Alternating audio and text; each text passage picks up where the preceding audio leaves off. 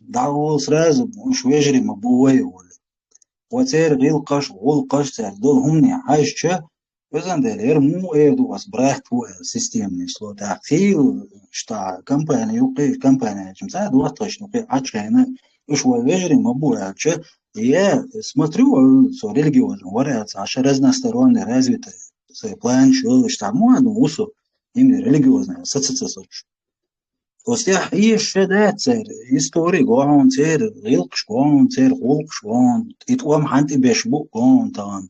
حط عبيسني التواج دعوال короче آخر صور خيل ذات ناقوس شنو عدوين شتيلا хорошо аж بوب دلا استت دلا شون دو على صواتشون اتسون سن دوشون حاجة تحقي دوايتي أولي زي ما يا دلا بوب نيس خير ولون تاچ دما دوين تعبو هم نش دكم نيس تكتيغا факт и факт мою это факт там политический ор чаршенши выгодегли что بوصل جارالي لو شين ويقطان أمريكا زواتلي لو شين سعودوسكي أراوي وكاترش ما يترش دقيقش بس أنا شون شين ويقد ندول شيرت شين لا وغاز قشتلي لو تسير بوصلنا أوش لاتشا توجه ساموية أمريكا تسدواتلي لو تسير شي بازا وما دعرش شي بوصل بتشعر شين يقرع شوتي بومبنشتو وتسير короче система قيرتشو короче говоря система بركلش ونديرس خلص ويستوي درنا سويلس ميكروفون داير يلاش نقا كيك باي والله صار تليفون.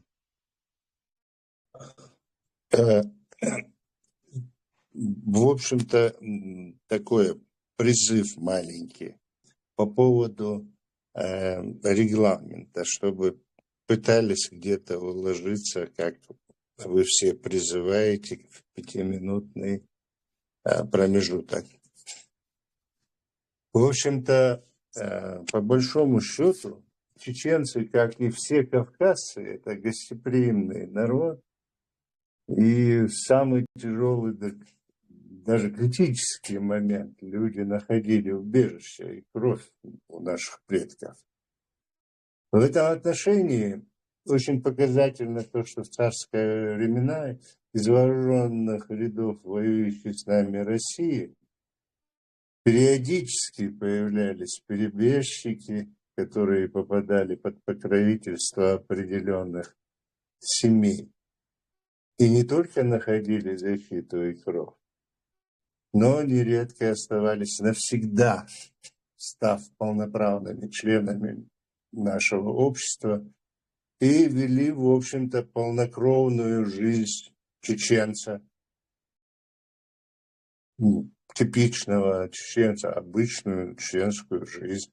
Ели, спали и, в общем-то, выполняли общественную и личную работу какую-то в обществе, рядом, плечом к плечу стояли в боях и так далее.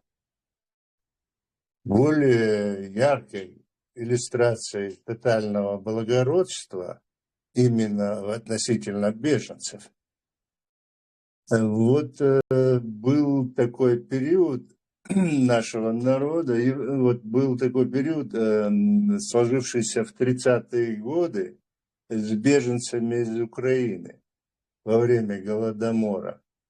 Почти во всех чеченских населенных пунктах украинцев заселяли к себе в семью. И в прямом смысле этого слова на первых порах вот так было там. Откармливали, потому что люди истощенные, голодные, ну, в общем-то, это по виду, просто по виду было, люди определяли, ну, что голодные, холодные и так далее. И даже не вступая в диалоги, просто откармливали. А потом уже там как-то... Но надо подчеркнуть здесь, что происходило это вопреки и даже угрозам со стороны советской власти. Значит, руководство и правительство на местах и вообще, естественно, выполняя указания с центра, в общем-то, даже преследовали Но вот да, как-то так получилось, что героически себя вел народ и продолжал вот эту вот акцию гуманитарную. И как-то с этим пришлось мириться правительству. Ну, конечно, какие-то издержки были, кого-то наказывали. Потом, в общем-то, в итоге вообще весь наш народ сослали уже во время войны чуть позже. Ну, в общем-то, это были предпосылки вот этого противостояния. В общем-то, я хочу сказать, что вот эти гуманитарные акции со стороны нашего народа, они проявлялись вопреки, не благодаря, а вопреки всем запретам и всем чинимым этими властями советской власти. Ну, сегодняшняя история, происходящая на нашей Родине, в корне отличается от тех прошлых. При всех своих трудностях и испытаниях те события имели не только там романтический такой оттенок, но и замечательные последствия теплых воспоминаний и дружбы между нашими народами, там, личными отношениями какими-то. Вот так вот. Ну вот в данный момент вот эта вот ситуация, создавшаяся на нашей Родине, она настораживает, потому что беженцы из Палестины, они не случайно оказались на наших оккупированных территориях, а целенаправленно заведены под жестким контролем руководства коллаборационного правительства, которое и шага не делает, тем более в международных отношениях, без указки из Москвы. Конечно, принять беженцев, накормить голодных детей, дать кровь нуждающимся – это благородная миссия, конечно. И нет ничего удивительного в том, что в Чеченской Республике организован пункт приема. Но когда эти беженцы с Ближнего Востока прекрасно говорят на русском языке, то появляются сомнения о целях тех, кто их направил именно на территорию временно оккупированной страны многострадального чеченского народа. Ведь Российская Федерация, в общем-то, владеет необъятными территориями, а некоторые регионы страдают от демографических вообще проблем и нуждаются в населении. Но, тем не менее, этих беженцев привозят в густонаселенную республику с очень неопределенным будущим. Кстати, вот относительно даже вот этого вот руководства и правительства, все прекрасно понимают, что вот это вот существуют оппозиционные дела, вот все, что в Европе, вот якобы там положительные эти русские там оппозиционные, все это существует, и все это, и там тоже это прекрасно знают. И что Ичкерия, оккупация, все это понятно, все это знается, и тем не менее, вот это, и поэтому это нас настораживает. Тем более, что там, опять я повторяюсь, это густонаселенная республика. И вообще на Кавказе населены. При том, что существуют такие просторы в России. Но дело в том, что еще там есть один такой самый, такой, я бы сказал, беспокоящий вопрос. Это все, что вот заселение в густонаселенную, вот нашу проблематичную нашу республику, которая тысячи вопросов открытых на сегодняшний день, в котором там коллаборационный режим, что это после 2 войн, вот это вот все там как на вулкане. И это вообще это все равно, что сделать базу хранилища взрывчатки на временно утихшем вулкане. Тем более, что Иордания, в Египте, в Ливане, в Кувейте, в Ираке палестинцы уже заработали такую репутацию, что эти страны не горят желанием принимать их, несмотря на то, что находятся рядом. Все, что Россия делала в течение 500 лет на чеченской земле, всегда, без исключения, имело и имеет последствия, приносящие чеченцам горе и страдания. И тем, вот просто нет никаких вот оснований полагать, что что-то изменилось в отношении Кремля к чеченскому народу. Сюда Колмасе, я начало чуть пропустил. Мне за таймером следить или нет? Если за таймером следить, то уже 7,5 минут прошло. Следить, инциденты, хорему, обош, ашорсы, преминуар, даял чулт, я имела отключить, тве.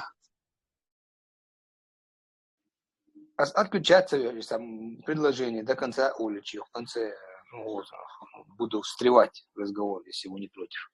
Хотя бы 3 минут, тисячная, 3 минут, бецаис наун хаял, даял, чтобы он понял и мысль чакяк. Украинский, израильский, хаиши болчухтерду, ва церга дуаш фалит.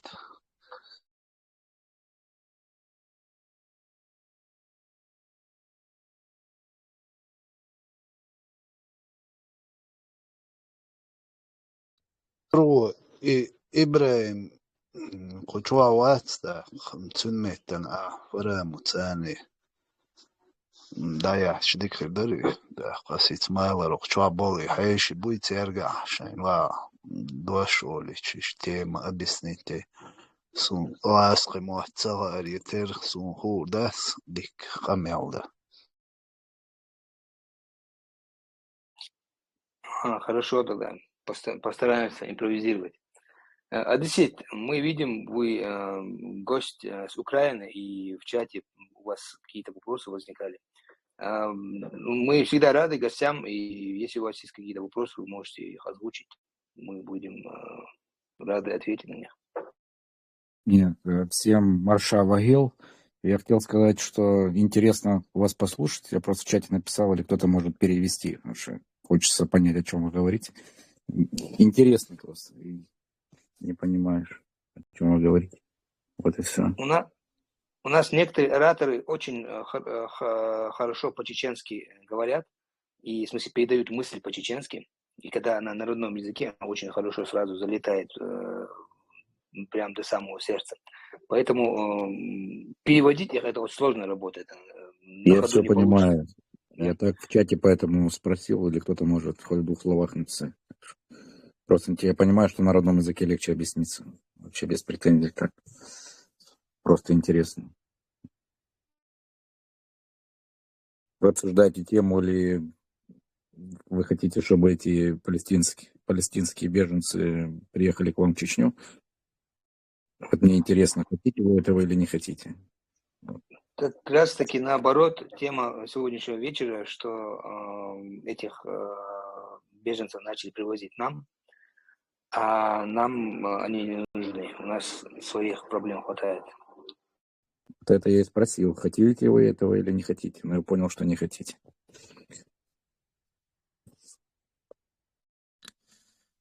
А почему не хотите? Только потому, что проблемы у вас местные? По какой причине? Потому что не хотим. Вот и все. Нельзя вот так отвечать, потому что не хотим. Ну, во-первых, это чисто пиарный ход. Я не думаю, что нам как-то массово каких-то беженцев завезли. Это просто, видимо, какие-то, не знаю, сотни других людей показали по телевизору. И, скорее всего, это, просто русский пиар обычный. Что он там Ну, я скажу за себя, Фашист. я бы не хотел бы, чтобы они к нам приехали. Да-да. Что у них там в фашистских мозгах творится в Кремле, я не знаю, но, видимо, что какой-то это пиарный ход. Так, Я наверное, просто, пару слов я просто в чате привезли.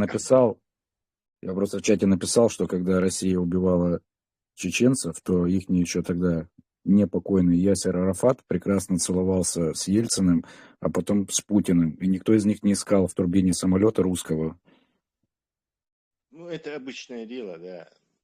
Они, это связи Гебни, Лубянки с вот этим ближневосточным этим конгломератом известная вещь. Да, ни для Я, кого не я не видел, секрет. чтобы они поддерживали вас, когда вас убивали, кроме того, что они обнимались с Путиным. Да-да, весь арабский мир абсолютно игнорировал, кроме, естественно, вот этих повернутых на религии радикалов, которые свои интересы преследовали, там, братья-мусульмане, там, разные салафитские радикальные организации. Но, в общем-то, я не думаю, что есть такая проблема завоза такого большого количества А к вам беженцев кого-то завезли? Много там сирийцев, завезли? Есть китайцев. какие-то цифры? Я не думаю, если бы там много завезли бы, то мы бы знали бы. Это там корейцев, китайцев гораздо больше завезено, чем, скажем, вот этих самых палестинцев.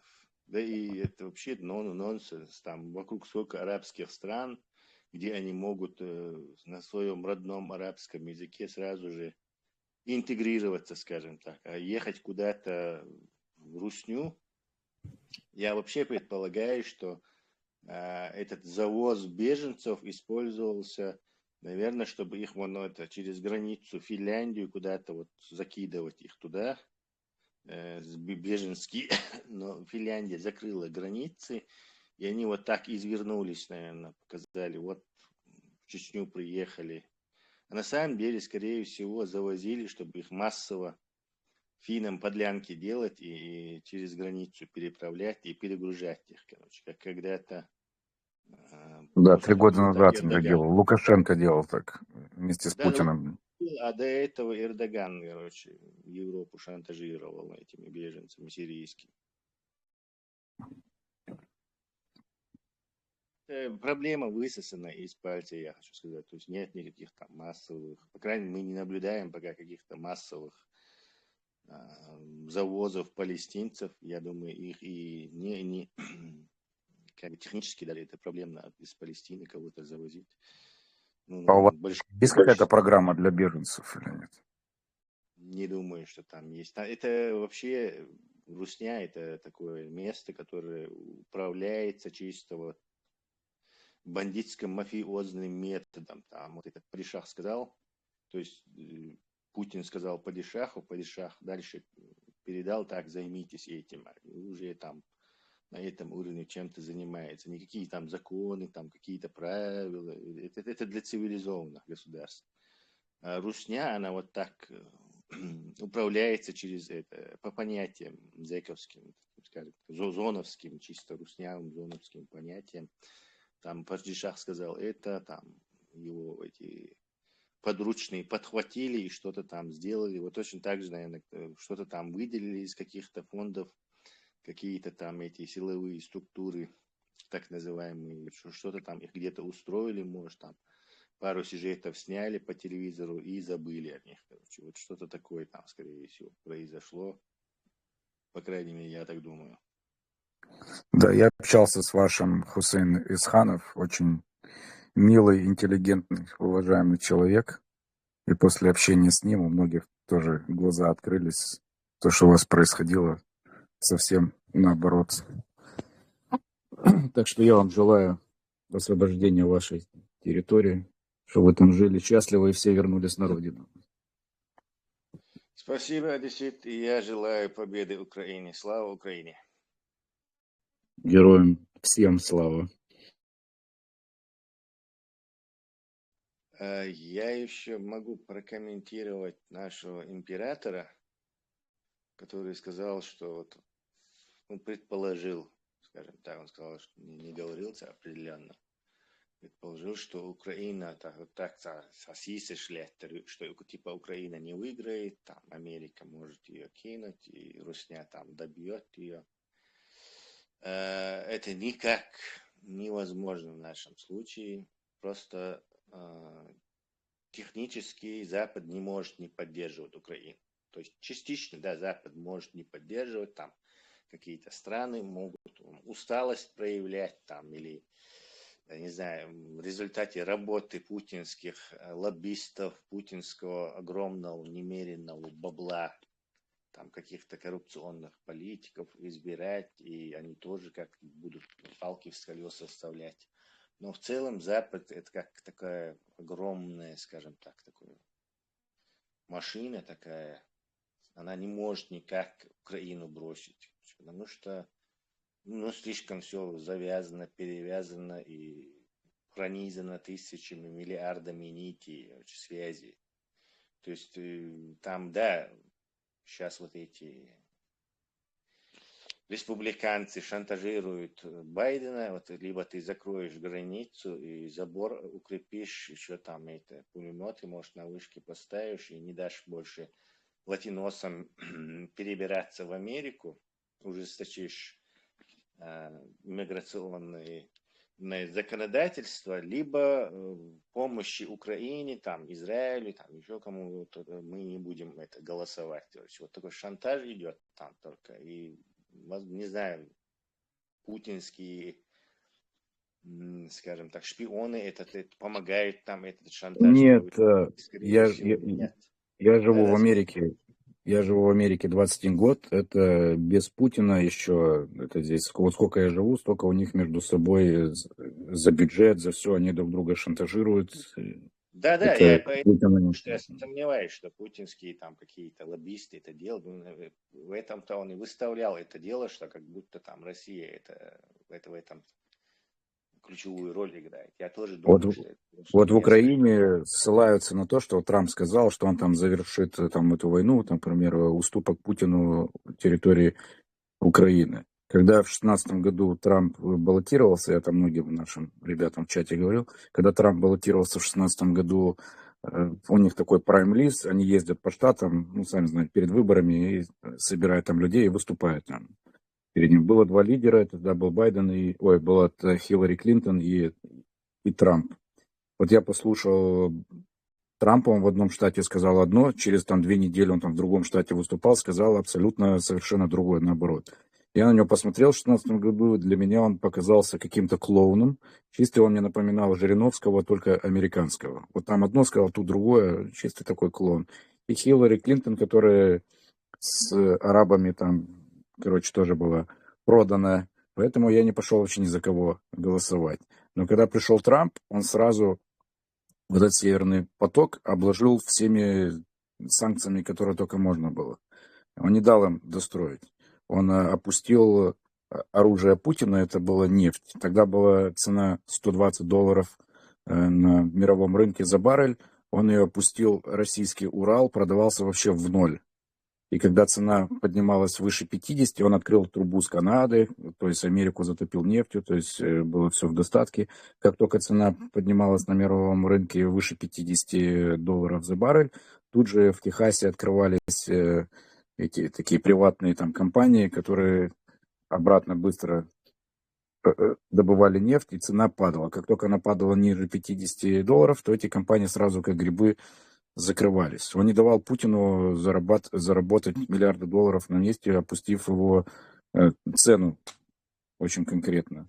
Да. Так, и Байден, когда баллотировался, он кричал, что он вообще там возьмет, перекроет, там, не достроит этот Севпоток-2. Трамп, кстати, поссорился с многими европейскими лидерами, с той же там Меркель тогда еще была, там, со всеми этими европейскими, потому что он не давал им достроить. Пришел Байден и под гнетом, можно так сказать, европейцев взял и снял все санкции с Северного потока-2 и закрыл трубу с Канады, что при нем еще до Путина цена бензина тут в галлонах, она стоила при Трампе $1.89, это, считайте, 4 литра, 1 галлон, образно 4 литра, то при Байдене он сразу стал $4.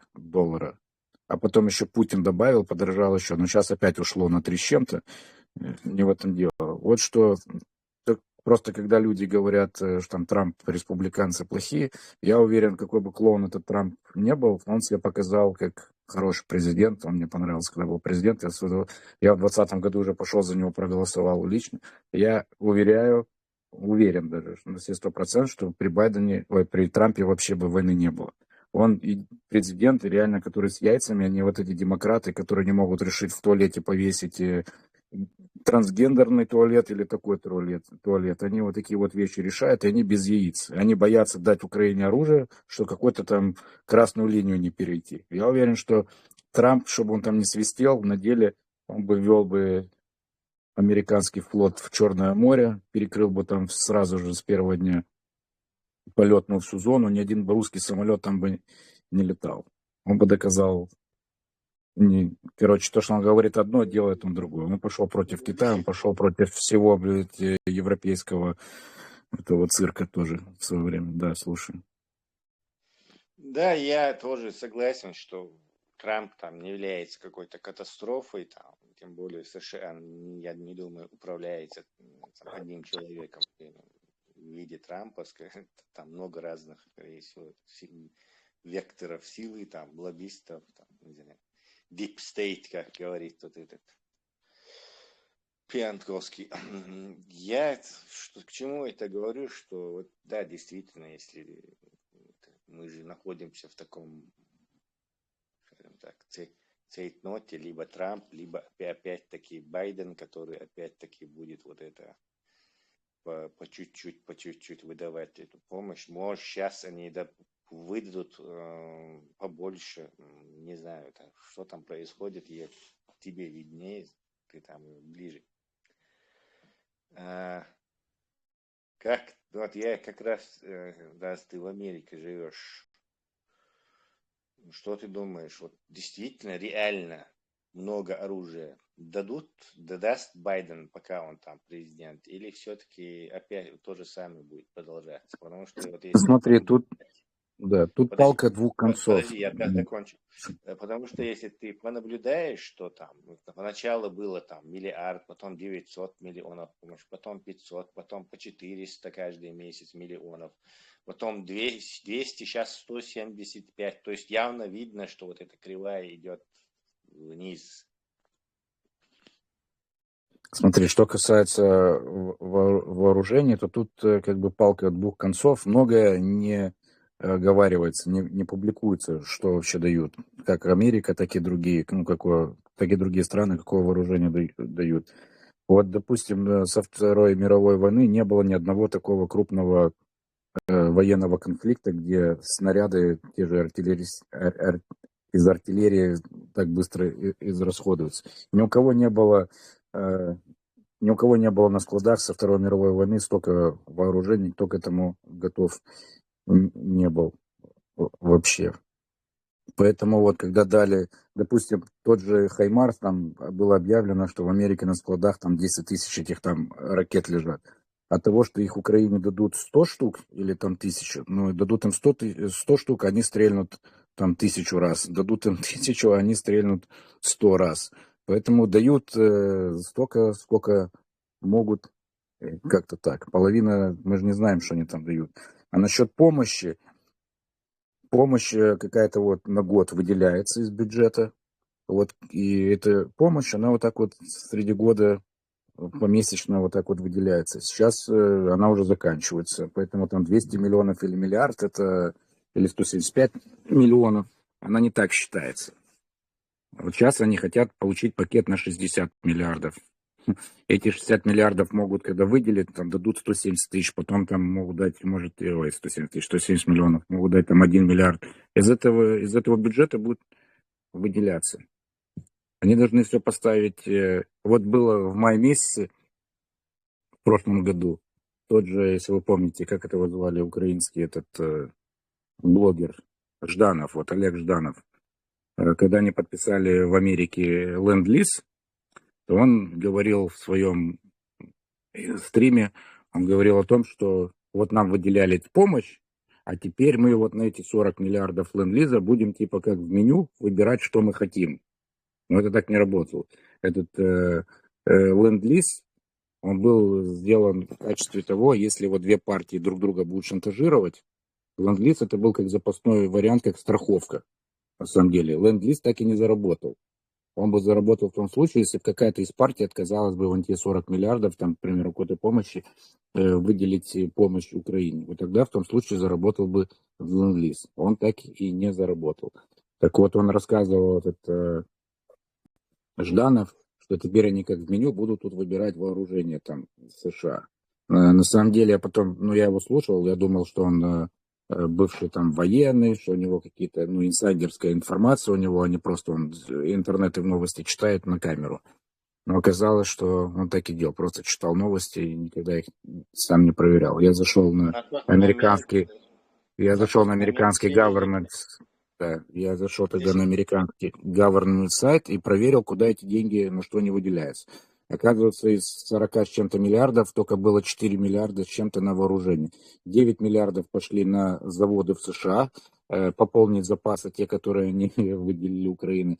Потом там 4,5 миллиарда там на стипендии, зарплаты там в Украине и так далее. Короче, из всего этого пакета было всего лишь 4 с чем-то, там около 5 миллиардов долларов на все вооружение. Поэтому надо все читать и проверять все время то, что говорит. на Я тот уверен, момент что из этих все 60 верили, миллиардов, что уверен, что из этих 60 миллиардов тоже будет там 5 миллиардов на вооружение. ну, да, похоже. Но на тот момент просто верили все, что Америка будет массово помогать там, как они помогали во Вьетнаме, там, или Тайваню против Китая, СССР помогали. Сразу там самолеты, ракеты и вперед. Ну, видимо, реальность совсем другой оказалась. Не, ну вот многие кричат, дайте нам 1000 танков, дайте нам 1000 хаймарсов. Я же говорю, дадут тебе 1000 хаймарсов, а их на складе 10 тысяч этих снарядов. Ну, стрельнешь ты по 10 раз, и на этом паразику и все закончится. Тогда дали 24 Это хаймарса, которые понятно, Одиссей. поменяли, да, тогда поменяли ход войны. Они сумели этими хаймарсами э, деоккупировать Херсон и Харьковскую область. Не, то, что Америка намеренно, как бы, по этим, намеренно вот все это делает, например, авиацию она тормозит намеренно. То есть дали бы Ну вот авиацию давай ракеты. разберемся по авиации. Наши летчики украинские летают на сушках и мигах. Пройти, чтобы сесть за этот самолет, нужно у тебя как минимум там 2-3 года нужно иметь опыт на этом самолете, вообще обучаться. Плюс нету инфраструктуры за этим. Все строится, это не так все, на тебе самолет и сел и полетел, и убил самолет или еще что-то. Это же не так все однозначно, как Нет, говорится. я не думаю, что это так. Когда вот был конфликт с этим Тайванем и Китаем, то есть Мгм. 56 год, это, по-моему, 56 или 57, русские дали этим китайцам МиГи, по-моему, МиГ-15 или МиГ-17, я не помню. Они на 2-3 километра выше летали американских сейбров. То есть потолок у них практически был выше на 2-3 километра. И советские эти стратегии вместе с китайскими рассчитали, что первое правило воздушного боя – это превосходство в высоте. То есть ты должен быть выше противника, чтобы удачно ему выйти в хвост и расстрелять его там из пушечного пулеметного вооружения тогдашнего.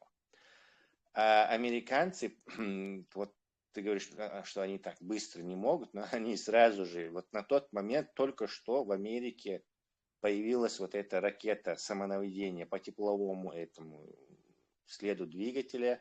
Sidewinder называлась она. Sidewinder это, по-моему, какой-то тип змеи американской. Она вот так перемещается круговую, и она имитирует вот эта ракета. Так, тоже похоже ее движение.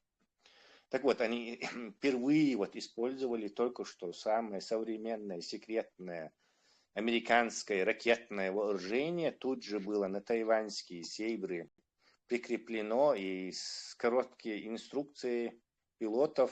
Представь, вот сколько их там обучали этому? Не пару недель, что ли? И они с этим, когда начался налет китайско-советских МиГов, то вот эти тайваньские сейбры тут же сбили 9 штук и обломали весь этот план русских, китайцев с превосходством высоты и все такое. Потому что у них были ракеты, которые еще задолго до, скажем так, ну почти что визуальный контакт и сразу сбивается. Одна ракета застряла в МиГе, и у нее не сработал взрыватель. Ее тут же передали в Москву китайцы, где там этих резчиков по этому, по-моему. Тогда не было еще печатных плат, когда электронику делают, ее делали на весу, это такими маленькими, это называется навесной монтаж. Ее там провода такие паяют между деталями и соединяют их тонкими проводами. Потом военные вот это обычно заливают все эпоксидкой. Ну, уже нельзя ее оттуда извлечь, не повредив.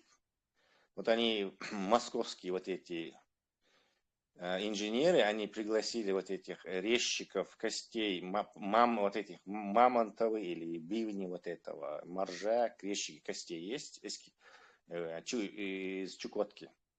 И они вот так вот весь этот эпоксидку убрали своими этими мелкими инструментами, которым они фигурки делают из этой моржовой кости. Убрали, и через 2 года эту ракету СССР начал выпускать, по-моему, что-то Р-9 она называлась или что-то.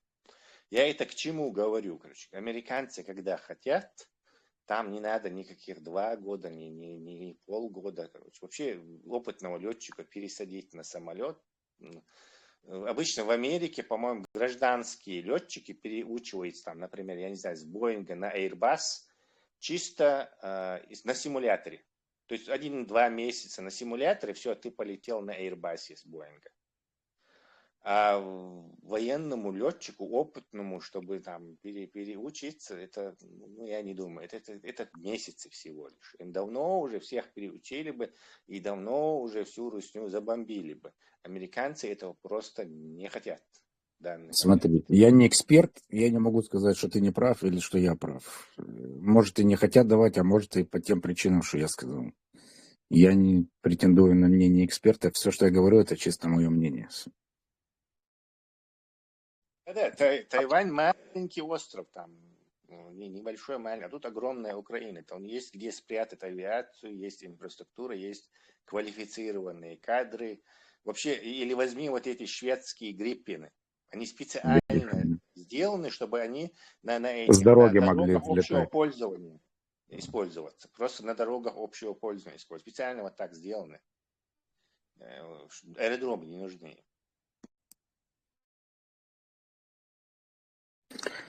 Все боятся перейти красную черту. Это демократы и левые.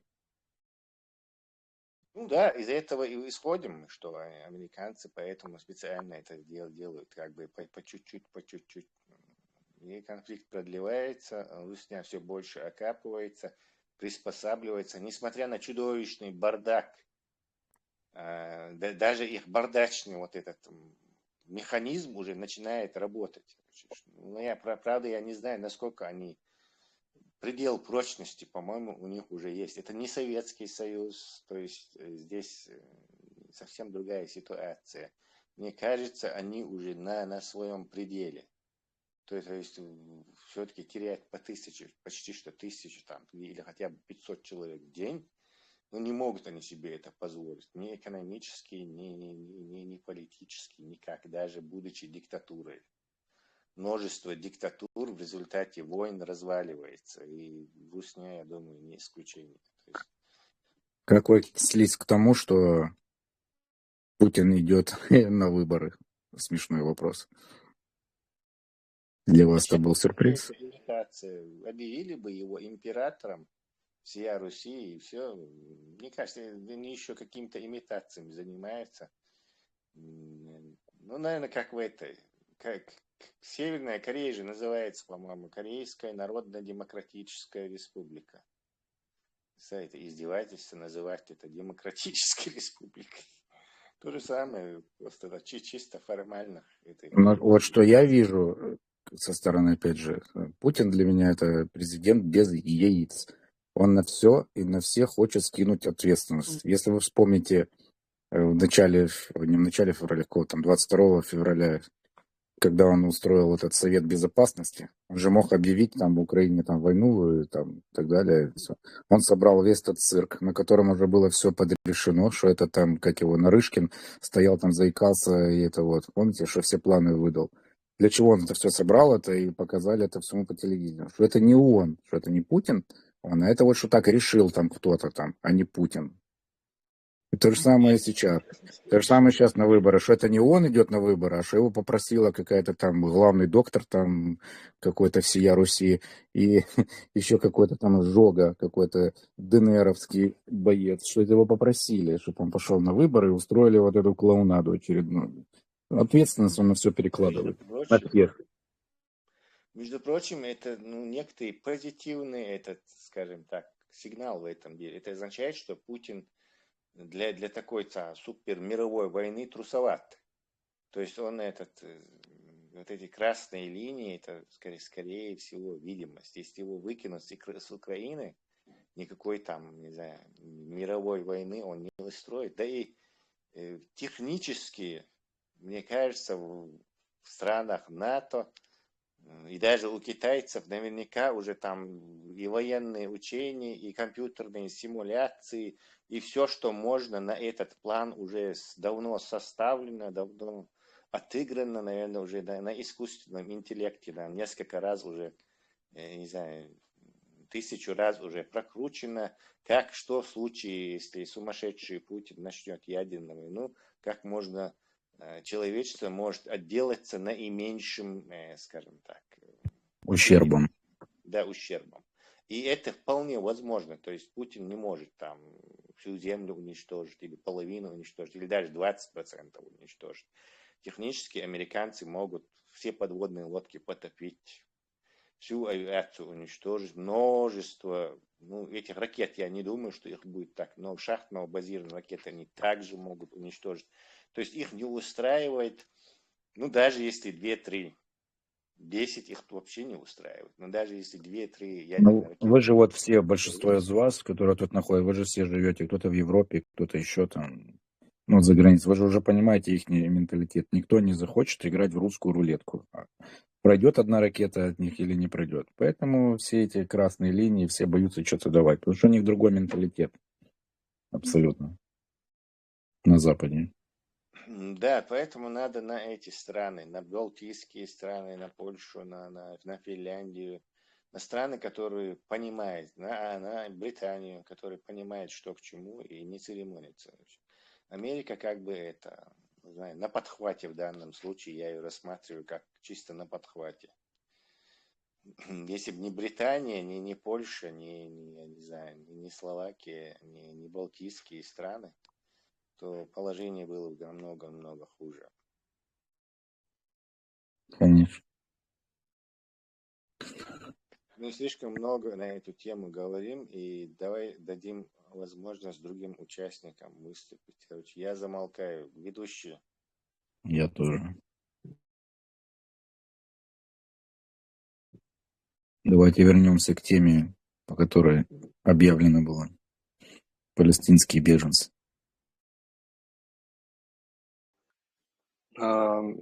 Палестинские беженцы, почему мы не хотим Чеченской Республики? Дело не в том, что у нас нет какого-то сострадания и что нам не жалко людей, которые попадают под бомбы. Очень даже жалко. Но, как сказал Тесла, это больше такая политическая игра. И никаких на самом деле больших количеств палестинцев туда привозить, их финансировать и их там, не знаю, у них там, их устраивать там никто на самом деле не собирается. По крайней мере, мы прекрасно понимаем, что они там не уживутся. У нас бытует еще мнение дома, что это такие священные люди, чистые, там, чуть ли не самые чистые, там, по земле не ходят, а летают. Но комьюнити, живущие за границей, хорошо познакомилась с этими людьми, там, в целом, с арабским миром, знает их менталитет, знает чеченский менталитет, и, в принципе, подозревает, что они там долго не задержатся при своем поведении.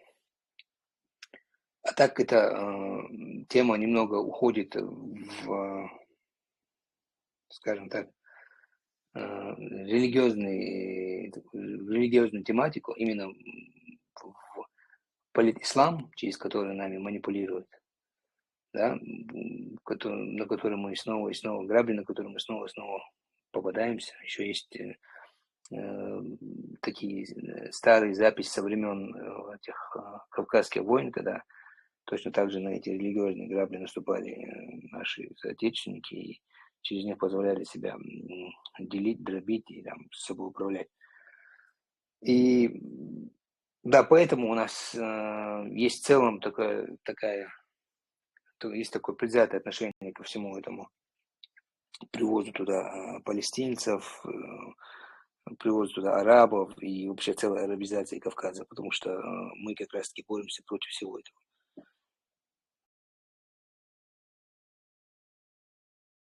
Может, кто-нибудь хочет добавить от себя что-то?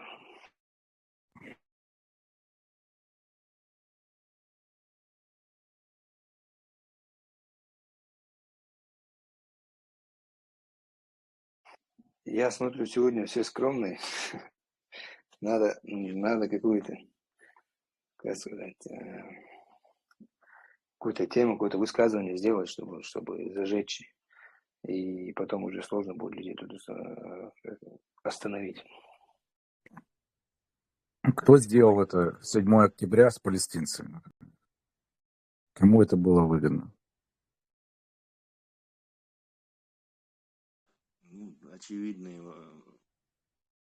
Очевидный, скажем, ответ – это, скорее всего, русские, потому что это большое такое отвлечение от Украины. Плюс еще Русские больше никто? Ну, говорят, там Катар сильно в этом деле замешан. То есть Катар больше всего денег, по-моему, выделял этой газе. Как бы типа Катар тут патронировал ее. Катар тут вообще ни при чем. Катар просто помогал палестинцам. В этом еще это замешан Иран и Россия. Россия отвлечь от войны в Украине, Америка, чтобы помогала денежную, военной помощью и экономической помощью помогали Израилю, и меньше шла помощь Украине. А Иран хочет там править на Ближнем Востоке. За пару недель до этого было объявлено там Байденом или кем, что скоро исторически уже израильские эти послы ездили в Саудовскую Аравию, они должны были подписать с ними мирный договор. Палестинцев просто слили. Ихняя верхушка Хамас, которая от Ирана получает там по $1 миллиард в год, и они должны были отработать, они должны были... Иран очень был против того, чтобы Саудовская Аравия подписали с Израилем исторически мирный договор. Поэтому эти вот две страны, которые это все замутили, и они не пощадили бедных палестинцев. Хамас живет в Катаре и в Турции, который получает деньги, и на самих палестинцев им было насрать. Они же знают, что они это сделают, что Израиль не будет в стороне молчать. Что они потом пойдут войной после такого. Поэтому этих палестинцев, сейчас они все, что в России, что в Иране, плачут митинги, как им жалко этих бедных палестинцев, которые сами их же и слили. Я не знаю, насчет связи именно вот из Газы, который Хамас с иранцами. Иранцы очень сильно, понятно, что Хезболла это их прокси. Насколько они помогают вот этим из Газы, я не знаю. Я был удивлен, узнав, что там, я не знаю, в год этот Катар чуть ли не там 3 миллиарда, 4 миллиарда, то есть огромную сумму выделял им. По 15. Да, выделял вот этой самой. И это еще кешем было. Это кешем они выделяли, наличкой. Кому-то платишь, ты же что-то, какие-то вместе с деньгами. Кто платит, тот танцует, там, девушку или музыку заказывает. Да. То есть я не верю, что Катар просто так, короче, давал деньги. И... Кто-то из вас был в Израиле вообще хоть раз? Нет, не довелось. Я там был 2 раза за свою жизнь. Так там вот едешь по дорогам, вообще где-то у них каждые там сколько-то там метров, у них есть такие бетонные сооружения, вот когда военная, это сирена воздушная, люди останавливаются, там прячутся в этих бетонных заграждениях. Ну, вот как бомбоубежища такие. Они везде, в домах, в обычных домах, ну, в пятиэтажках, там, ну, везде у них есть какие-то бомбоубежища, они подготовились. Так вот, кто-то видел у вас там пару месяцев назад, когда там в октябре, когда задали лидеру Хамаса вопрос, почему, когда вам передавали деньги с Катара или еще с других там стран помощи Европы, вы строили только себе вот эти туннели, вы не построили для жителей Газы бомбоубежище. На что он ответил, это не наша проблема, это проблема ООН и Америки. Все, вот каким насрать на своих жителей сектора Газа, на этих палестинцев. Им самим насрать. Они живут в Катаре, шикуют, и в Турции на все эти деньги. А на жителей им все равно. Проблема, оказывается, Хамас, который там власть имеет с 2000. Террористическая организация, это, ну, очевидно, все это знают, это ни для кого не секрет. Что они там Не делают? все это, оказывается, знают. Там-то и проблема. Люди не разбираются, не хотят разбираться. Нам тоже Почему? показывали в Украине, когда был маленький, приходил со школы. Нам показывали, вот прихожу домой со школы, и там мама что-то готовит кушать, и телевизор работает. И я смотрю, у нас все время были эти российские новости. И я смотрел, как чеченские террористы бегают там, взрывают все подряд. Какие вы террористы, и как к вам приезжают эти арабы всякие, там, шейхи спонсируют все это против России, какие россияне бедные, несчастные, а вы чеченцы-террористы. Вот люди не хотели разбираться. Но я тогда был маленький, можно сказать, в школу еще ходил. Там. А правда-то совсем другая, когда ты подрос и начал чем-то интересоваться и узнавать. А, к сожалению, у нас население Земли, не только там в Украине, там или еще где-то по всему миру, им вот им показали, они поверили, все, и мало кто разбирается. И не хотят разбираться. Одессит, у меня тебе вопрос. Вот ты говоришь, что ты был пару раз в Израиле. Вот Да. смотри, вот это самая граница этой Газы и Израиля. Там, говорят, и забор есть, и вышки с пулеметами, там, не знаю, с дистанционным управлением. И вот оттуда, вот с этой Газы периодически ракетами хамасовцы обстреливают Израиль, так? Угу. Так вот, если тебя периодически оттуда обстреливают ракетами, ты же должен на этой границе держать, ну, хорошую, укрепленную армию, чтобы в случае чего оттуда вот эти сумасшедшие, которые кидают ракетами, не прорвались. Почему этого сделано не было? Почему там никакой армии не было? Даже вот эти... Смотри, этот вопрос задают все, даже израильтяне, которые говорят, что у них там летают беспилотники, что там даже муха не пролетит. И что вдруг случилось? Многие, ну, там, слушают, там, разведка всякая, что говорит, говорят, что вот как раз вот эти деньги с Катара, что они им согласились, израильтяне, там же все, что заходит в сектор Газа, все контролирует Израиль. Они согласились на выдачу вот этих денег катарских, чтобы Катар им передал вот эти чемоданы. Это все передается наличными. Увеличить там в воде, вода, короче, море, где там рыбаки палестинские и израильские там плавают, они им увеличили там зону, плюс они пустили намного больше тысяч, дали квот на визы вот эти рабочие в Израиле, они думали, что они усыпили, как это сказать, усыпили, ну, короче, что они не пойдут, ничего не сделают в атаку, хотя они получали, опять же, с разных источников, они получали информацию, что Хамас там что-то готовит. Даже было, что какой-то военный этот разведчик там не передал, он получил от кого-то информацию, он ее не передал куда надо, забил. Короче, они все говорят, что после войны они будут разбираться все, что произошло. Куча всякой информации.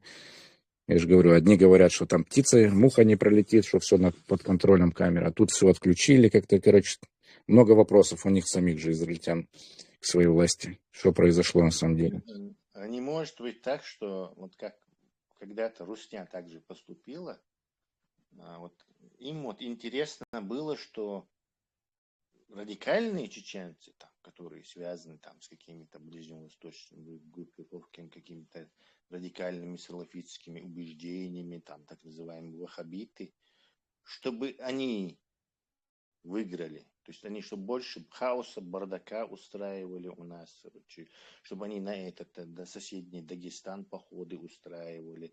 То есть вот радикальная группировка в Чечне, они русских устраивало, потому что это дегуманизирует чеченцев в глазах мира, то есть это там только бандиты, террористы. Не может быть, что правительство Нетаньяху точно так же хотело, чтобы Хамас там был, чтобы вот они там вот это ООП, Ясир Арафат там или какие-то другие силы, а именно, что вот радикальный, бескомпромиссный Хамас, чтобы не было никакой политической борьбы, кроме борьбы с террористами, потому что террористы их устраивают. Не может такое быть. Ничего не исключаю, но судя, они не были вообще готовы ни к какой войне. Многие ребята знакомые, там те же, кто из Одессы там в Израиле живет, когда их всех подняли, этих резервистов, у них даже не было бронежилеты, как в Украине собирали оружие. У них еще не было, они явно не были к этому готовы.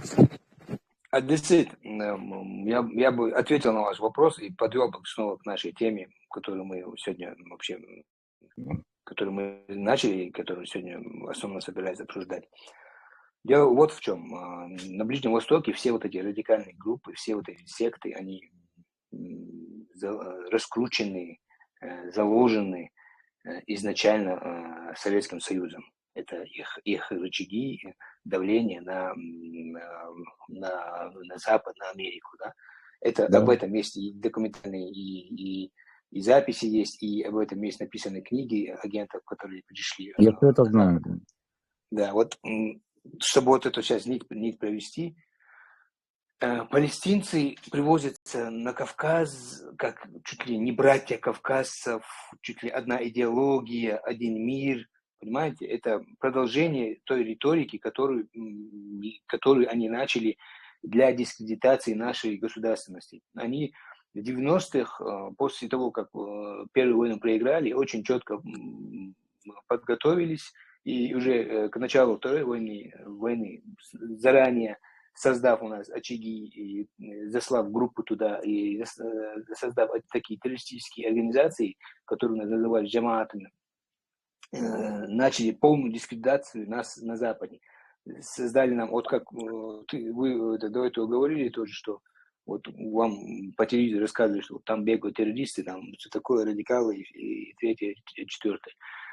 Они создали такое амплуа, такое имя у нас на Западе, что мы те же радикалы с Ближнего Востока, да, что вот мы после того, как мы даже не воюем за независимость, что во всем мире было очень, что праздновалось всем миром, поддерживалось, мы были для всего западного мира герои, которые хотят наконец освободиться от тирании и войти в семью таких правовых государств западных. И уже ко Второй войне спецслужбы, а действительно это были спецслужбы, многие из тех, кто тогда занимался этим похищением людей, убийством журналистов, всей этой дискредитационной работой, многие из них даже просто достали свои эти удостоверения, когда уже русские зашли, и заняли высокие посты в пророссийском режиме. То есть у них это все очень сильно получилось. Мы, если, как у нас любят говорить, мы если выиграли у них войну, то мы проиграли им в информационной войне. И в спецслужбам проиграли им. Они смогли нас на религиозной волне рассорить, смогли создать нам плохое имя на Западе, чтобы Запад полностью закрыл нам всю какую-либо помощь и поддержку, и чтобы Запад поддержал Кремль в наведении так называемого порядка. Да? Конечно, Запад знал, не знал, понимал все до конца, там, об этом можно спорить, не спорить, но такое имя было создано, вы сами знаете, даже Украина выдавала, и даже по 2000 какие-то года там выдавала чеченцев в Россию. То есть все было, весь мир был против нас. Весь мир, цивилизованный мир был настроен против нас. И сейчас эта же картина, она как бы подпитывается тем же Кадыровым, который вроде бы пришел его отец еще, и он сам, они говорили, да хватит нам воевать, хватит нам вот этих радикалов. Они были очень, якобы у них была риторика, настроенных очень против вот этих радикалов, против вот этого исламизма. Они говорили, что эти люди, если они придут, они нас полностью уничтожат, сын не будет слушаться отца, брат будет воевать с братом, что такое. То есть эти люди, которые это говорили, когда уже Кремль поставил там свою власть, они начали строить там 1400 мечетей, построили, радикализация пошла вообще по новому уровню. Такая радикализация, которая еще до этого и не было. Начали на улице людей отстреливать, кто девушек отстреливает, кто платки не одевает, там полностью поменяли нашу картину, наш облик поменяли на ближневосточный. Мы к ним не имеем никакого отношения, ни культурно, ни исторически, никак. Но наш облик, вот нас полностью туда хотят, туда вот к ним хотят нас примкнуть, чтобы, понимаете, Запад нас полностью как бы вычеркнул из своих каких-то потенциальных даже союзников.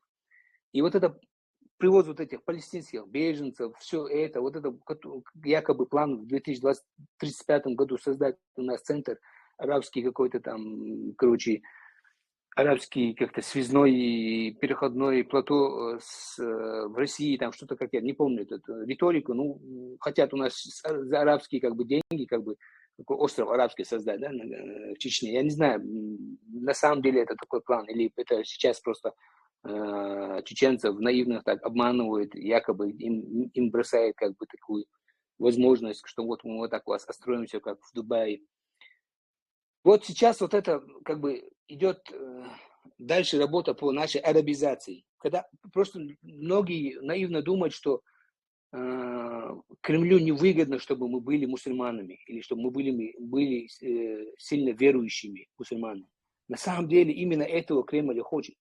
Потому что через вот эту наивную религиозную, через эту наивность нашу религиозную, нами и манипулируют очень легко, как куклами, да. И мы, вот наша партия, пытаемся немного просветить людей, немного показать им, что все не так очевидно, что нету такого прям, как сказать, божественного в том, что не все божественно, что с Ближнего Востока, там нету такого слова извне, который все, что арабское, это не значит, что это священное, там, понимаете? И Да. вот эти палестинцы, это то же самое, это продолжение всей вот этой риторики, всей этой политики Кремля. Мы европейская нация, ну не в том плане, что европейская, что я имею в виду там как раса и все такое. Мы кавказцы, у нас своя генетика, свое происхождение, но мы по своему духу, по своей как сказать, по своей порядочности, по своему мировоззрению мы Не такие. стремимся и всегда стремились к цивилизованному миру. Мы были цивилизованы до того, как еще даже на Западе были какие-то демократические институты. У нас были первые такие початки демократии, да. Об этом можно почитать у многих историков, не чеченцев историков, у европейских историков. То есть мы хотим туда обратно, к свободным людям. А нас затягивают через вот эту религиозную риторику, через вот эти паутинки, нас обратно Во времена в верблюдов. затягивают. Да, вот. Вот эта проблема, вот вся эта проблема. Глухо. Я еще добавил бы изначальность нашей демократии, когда люди делали революции в разных странах. У нас давно он присутствовал, и мы прекрасно понимаем, какую демократию мы внутри несли, чеченцы. Но, к сожалению, когда мы с Россией, с русскими столкнулись, все это ушло на смарку, потому что мы маленький как народ, не можем, значит, противостоять этому монстру, и приходится целому народу жертвовать собой. Не отдельная там армия, не отдельная регулярная армия, а вот приходится жертвовать с детьми, женщинами, все мы идем, значит, сражаться. Ну вот, изначально у чеченцев в душе заложена очень сильная обида в том, что чеченцы наивно обманулись значит, когда совок рушился, они наивно думали, что существует в мире ООН, что существует в мире, значит, силы справедливости, что разум, что есть по правам человека, все такое. А оказывается, в мире это существовало, кто сильный, тот прав, правильно? Но мы как наивные, значит, росли в составе, мы, значит, когда совок рушился, за освобождение республик зачем-то пошли в Абхазию, зачем-то пошли на Карабах против России воевать за свободу этих народов, зачем-то пошли куда-то еще. То есть маленькое число в мире такой народа не было бы, чтобы от народа часть людей шли, значит, завоевывать, то есть помогать народам за независимость. В конце мы оказались, значит, дураками. В конце, когда все свои дела сделали, нас все народы выкидывали, как будто мы принесли горе и это. Но это хорошо, мы поняли. Все, это мы запомнили. Второе, значит, обида, это в том, что когда Россия зашла в такую маленькую республику, все верили, что мы наивно верили, что они не будут применять авиацию, танки, вот это по населению бить не будут, все. Но зашли очень грубо. Все начали рушить, метать, закрыли плотным кольцом. Ни одного журналиста, тогда не было, конечно, телефонов, интернетов. И вот зашли и начали налево-направо. Вот, каждого убивать. Прямо в село забрасывать, бомбардировки устраивать. Вот каждый вылеты по 20, по 30 самолетов прилетало, все в щепки превращало. Вот, а там население деваться некуда было. Маленькая республика, там можно спортсмену пробежать с одного конца до другого за день. Вот, и было очень трудно. И ни один человек, ни один мира человек, я простой народ, ничего не имею в виду. Вот правительство всех стран трусливо, просто спиной, да там, подумаешь, там убивают чеченов. И вот спиной трусливо отвернулись и начали вот это закрывать глаза. Лишь бы это монстр, пусть они сидят, этих людей, лишь бы к нам не повернулся. Но тогда выводили войска с Германии, с Чехословакии. Все эти войска к нам привели, все, на Кавказ. И начали налево-направо, да. И вот с этой обиды началось все у чеченцев. Кто-то пошел мстить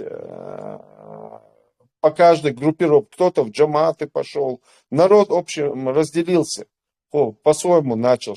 Вот эти кадыровцы, которые сегодня жалуются, весь мир, это как раз создали тот мир, который трусливо вчера отвернулся. Вот, пожалуйста, я хотел бы, чтобы вы встречали их достойно, чтобы на поле сражений, вот, они щадить не будут вас, никого из стран. Они будут строго выполнять, значит, путинскую, вот это своего шефа будут слушать до конца. И будут они сражаться до конца. Потому что это ошибка вчерашней, созданной миром. Вот, им дали много оружия, и вот они будут... Но это не столько кадыровцы. Не надо трусливо на кадыровцев кидать. Это воюют с вами русские. Со всем миром цивилизованным воюют русские, а не кадыровцы. Не надо, и их называть чеченцев не надо. Эти кадыровцы убивают тех же чеченцев. И мы должны после войны узнать, какие они национальности. Я не верю, что они чеченцы.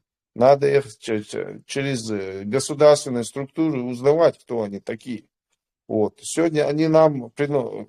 Мы находимся в блокаде сегодня. Вот дальше отвернулся. Сегодня Украина. Смотри, что они делают. Ни в чем не повинно украинцев сегодня. Я даже, вот у нас уже, здесь парни есть, даже в том числе я. Мы за Украину рвали свои российские паспорта. Еще когда они не входили в Украину. Мы знали, что они туда войдет. И мы рвали свои российские паспорта здесь. Это что обозначает? С родином расставаться сегодня. Своими домами расставаться. Мы патриотично вели себя. Но сегодня русские перехитрили всех. Ну, я уверен, что европейские, весь мир, прекрасно правительство, все стран знали, что они безвинно убивают нас. Мы боролись за свою независимость, конечно. Вот нельзя, то есть хочу сказать, нельзя никакие ошибки совершать. Но нужно дружно выступать всем миром. Не надо нефть променять на права человека, не надо менять. Надо сказать, нам не нужно ваш нефть, пока один человек будет ушемлен в этом мире. Здоровьем, тем более убийством. Нельзя, это недозволительно, да? Надо весь миром выступать. Сегодня тоже вот Украина воюет. Украине сегодня я желаю самые лучшие. Вот я молюсь прямо, чтобы они до конца отстояли. Иначе ждет потемкинские времена. Иначе ждет вас все эти азиаты, все вам будут заселять, как нас угнетенные будете. Вот что ждет Украину. Но это Европа понимает. Но они как бы не жалко было какой-то маленький народ, лишь бы на Западе они вывели все войска в то время. ГДР, там все, и закинули нам. Вот эта трусливость сегодня обворачивается горем кому-то. Вот что произошло. И вот по разным чеченцы не надо чеченцев обвинять на кого-то. Чеченцы никогда в жизни не напали. Чеченцы защищают свою независимость, свободу. И мы будем драться против этой русни, против их габешной арабами, ваххабистами, которые нам внедряют. Вот. И жалко, что вы их понимаете сегодня на службу. Вы в качестве мяса их понимаете, а завтра они вам боком обернутся. Спасибо. К сожалению, это все розовые очки и мир сказки, где никто не будет покупать у друг друга нефть. Всем друг друга в этом мире на всем наплевать. Вот и все. Никогда такого не будет. Совершенно верно. Что все единым фронтом выйдут против кого. Всему миру, Россия ядерное государство. Оно всему миру сказало, это наш внутренний конфликт, все, и не лезьте. Кто что может сделать? Никто. Ничего не может сделать. Если бы это была какая-то Югославия или еще кто-то, тогда, пожалуйста, у которого нет ядерного оружия. Тогда бы и резолюция ООН была, и ввести войска, и так далее. А с ядерным государством никто не хочет воевать. Так что, если Украину точно так же оставят без поддержки, я лично ничему не удивлюсь. Они вон как санкции вводят и тут же покупают их уже нефть и газ. Хорошо. О чем говорить? О каком едином мире? Всем друг другу всем наплевать. Одиссей, ну я одно скажу. Вам очень сильно повезло. Во-первых, у вас есть очень много границ, можно отход. Ну, у вас страна, даже не нужно вам границы с кем-то либо. У вас очень огромная страна, и население у вас очень превышающее 30-40 раз чеченского. Вы можете как вести войну, если даже вот захваченные, если они даже захватят какой-то, например, определенный пункт, сразу начинайте. У вас только калаши и есть чем, знаешь, партизанскую войну вести.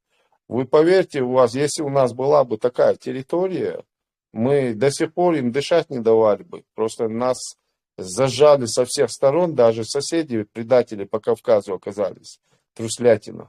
И вот, а у вас очень много, значит, мы обладали бы таким оружием, покоя не был бы. Партизанскую устраивайте, ищите их, никуда нельзя убегать. Ищите каждый переулки, заулки, покоя не оставляйте. Надо драться, это ваша страна, будущее. Если вы ее отдадете, да. Ничего не думайте, с головы уберите, это помощь, это все. У вас есть народ, у вас есть патриоты сильные. Вы умеете, историю вспомните. До конца идите, все. А русские хотят, чтобы вы истощились. Никогда не... А истощиться это можно в голове. В голове не слушайте информацию. Ведите четкую одну цель. Все, до победы, все. Живите этой войной до победы. Вот ваша информация. Но не истощайтесь головой. Вот что русские ждут от вас. Но вам виднее, мы не учители, мы просто как бы хотим только победы вам. Иначе, если Украина проиграет, эта земля будет заселяться разными народами, и, в общем, капец вам будет. Не дай бог. Я бы добавил коротко еще. Вот, у вас альтернативы нету, Одессит. Если вам даже кажется, что можно, что есть, если вы хотите пример того, что с вами будет, посмотрите на чеченцев. Понимаете? Не прошло 20 лет, уже они вырастили поколение, которое воюет за Россию с свободолюбивыми украинцами. Понимаете? Мы были на вашем месте 20 лет назад. Если вы проиграете сейчас везде такая риторика закидывается с прорусскими этими блогерами, то все, что вот не дают это, там помощи нету, у нас Россия там столько снарядов производит, они нас переедут, тра-ля-ля, не переедут, у вас огромная территория, огромный человеческий потенциал и люди, которые умеют и готовы воевать за свою свободу. Ну, альтернатива ваша такая, если вас полностью оккупируют, как это сделали с нами, через 10-20 лет вот все вот эти Пушилины, все вот эти ЛНРовцы, ДНРовцы, которые сейчас уже на стороне русских, да, они будут у вас там президентами, они будут у вас всякие посты занимать, они будут потихоньку всех потенциально опасных вырезать, тех, кто за границей, их через родственников будут терроризировать, они будут пытать, унижать и будут переформатировать вашу молодежь. Полностью поменяют историю. Вдруг окажется, что все, кто за независимость воевал, это окажутся злодеи, террористы, нацисты, которые хотели сорвать там чуть ли, не знаю, сейчас добро и зло, они сейчас полностью говорят, что это вот это западное какое-то зло, хочет, как сказать, все эти ценности, короче, представители зла они окажутся у вас, эти люди, эти украинцы, которые сейчас за свою независимость воюют, полностью все поменяется. И через 20 лет вот это поколение, оно будет до того зомбировано, и оно будет готово, вот самое опасное, оно будет так плохо информировано, и до того зомбировано, что оно будет даже готово выступать на стороне России в войнах против остального Запада, понимаете? Их будут кидать туда точно так же, как мясо вперед кидать. Никаких шансов нету. Поэтому, когда сегодня в каких-то медиа возникают такие пробросы, как вот чеченцы, а как кадыровцы, почему они стали на сторону России, там, туда. Не стали, никто не стал на сторону России. Это есть какой-то процент людей, которых, как я сказал, зомбировали, и есть процент людей, огромный процент людей, которые заставляют, у них нету выбора просто, их кидает вперед на передовую. И этому вина также у всех тех, кто во время нашей войны нам не помог и молчал. Кто тихо в подушку молчал. Сейчас вот не удивляйтесь, почему вы удивляетесь и упрекаете чеченцев в том, что они сейчас... Чеченцы это жертва, которую уже терроризирует 20 с лишним лет уже, она в пытках находится. Да? Мы устали уже, что постоянно все к нам упреки, как это чеченцы могли так сломаться. Кто-то, журналисты иногда говорят, чеченцев сломали. Не сломали, вы увидите, что чеченцев не сломали. Но чеченцы устали, да? И чеченцам надоело, что все чуть что упрекают чеченцев в том, что они, как сказать, не смогли прыгнуть выше головы, да? Не победили Россию. Не победили весь мир. Для меня вы так прыгнули выше головы, блин, с такой оравой сражаться маленькой. Просто, чтобы понимать вот это, 300 что сейчас спартанцев, происходит. Вот Машу. Все, ладно, Ибрагим, передаю тебе это. Приветствую всех. Я тут чуть-чуть занят, я вас так слушаю. И поэтому... Чуть-чуть вмешаюсь в ваш разговор. Вот наш гость, добро пожаловать, одессит, Спасибо. упомянул вот этот момент, да, когда он еще молодым там смотрел по телевизору всяких вот этих международных исламских террористов, как показывали. К сожалению, вот это вот было, то есть вот эта пропаганда, она велась во всем мире, и этот дым был как бы не без огня, потому что все-таки там удалось, и сегодня это видно, и в Украине видно, и везде, что вот это вот радикализм, как бы в чеченской среде есть все-таки вот эти элементы. Ну, там вот, например, на личном опыте, да, я бы вот такие моменты отметил. Вот.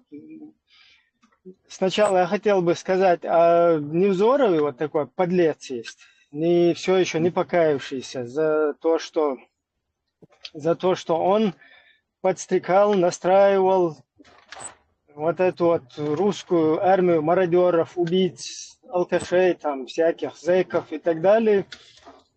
Их настраивал против чеченцев. В частности, вот этот его фильм «Чистилище», его детище, где он, ну, не с хорошей стороны вообще преподносит каких-то вот этих африканцев, да, которых на тот период вообще не было. Даже тот же какой-то Хаттаб, он только после откуда-то появился. И, кстати, русскоязычно был. И на тот период вообще то, что он там в этом чистилище показывает, этого и духу не было на нашей территории. То есть у нас, если и были там какие-то соседние, кавказские, там наши братские, из братских народов, единичные какие-то вот такие добровольцы, потом там из Украины несколько человек было. Вот эти моменты. А так, чтобы там то, что они показывают, африканцев всяких, афганцев и т.д. и т.п., этим даже и не пахло там. Ну вот что интересно, если они этот фильм показали, да, и после этого потом вот это как-то вытянуть это из пальца, высосать это, как-то осуществить вот эту вот пропаганду, привести в жизнь, то, что они показывали, вот им все-таки удалось. И такие моменты, они у нас были. И я что просто хочу сказать тут. Вот там несколько этих было арабов, я на личном опыте знаю. Например, во время партизанского движения, это в нулевые. И они шифровались все под именами Абу Умар, как правило. И вот один Абу Умар, там, который финансировал это дело, вот я с ним тоже пересекался. Вот я сейчас здесь, будучи в Австрии, узнал, оказывается, что он был от Аль-Каиды каким-то этим чуваком там. Ну вот что интересно, его Аль-Каида, это его Маль-Каида, Паль-Каида, вообще с этим, вообще плевали все на это дело, никому до этого не было. То есть у нас, если там они финансировали, там помогали баблом, вооружением, то как бы все акцентировалось вот на это. Важный момент был вот этот. А там, что там какой-то Аль-Каида, Маль-Каида говорит, ну, правда, какие-то там группы им все-таки удавалось как бы приручить и повернуть вот это вот все сопротивление в религиозное русло, вовнутрь, да, как бы в междоусобицу, какие-то салафистские чеченцы против суфистских чеченцев. Это, кстати, сегодня продолжает вот этот вот замдиректора электросвязи, брат Шмакова, Тумсо Абдурахманов и вся вот эта бородатые братья, которые здесь в интернете, вот этих всех наших чеченцев вербуют здесь, да, вот они ведут продолжение вот этого, там, противопоставлять на каких-то религиозных разногласиях чеченцев и т.д. и т.п. Ну, вот то, что эти арабы, там, Аль-Каида, всякая вот эта вот ерунда, по большому счету, как бы чеченцы такие рядовые какие-то, участники сопротивления, они плевали все на вот это их Аль-Каиду, Маль-Каиду. То есть и то, что вот миру преподносили там, вот этих там 2-3 арабов, которые с камерами, у них были камеры, кстати, потому что у них были бабки, они вот это снимали, и везде в кадр попадали эти чуваки. И поэтому, скажем так, мир увидел в таком свете вот это движение. И, кстати, вот то, что и говорил одессит сейчас, он тоже как бы жертва вот этой пропаганды. Да? Ну вот, как-то так я хотел прокомментировать этот момент. Да.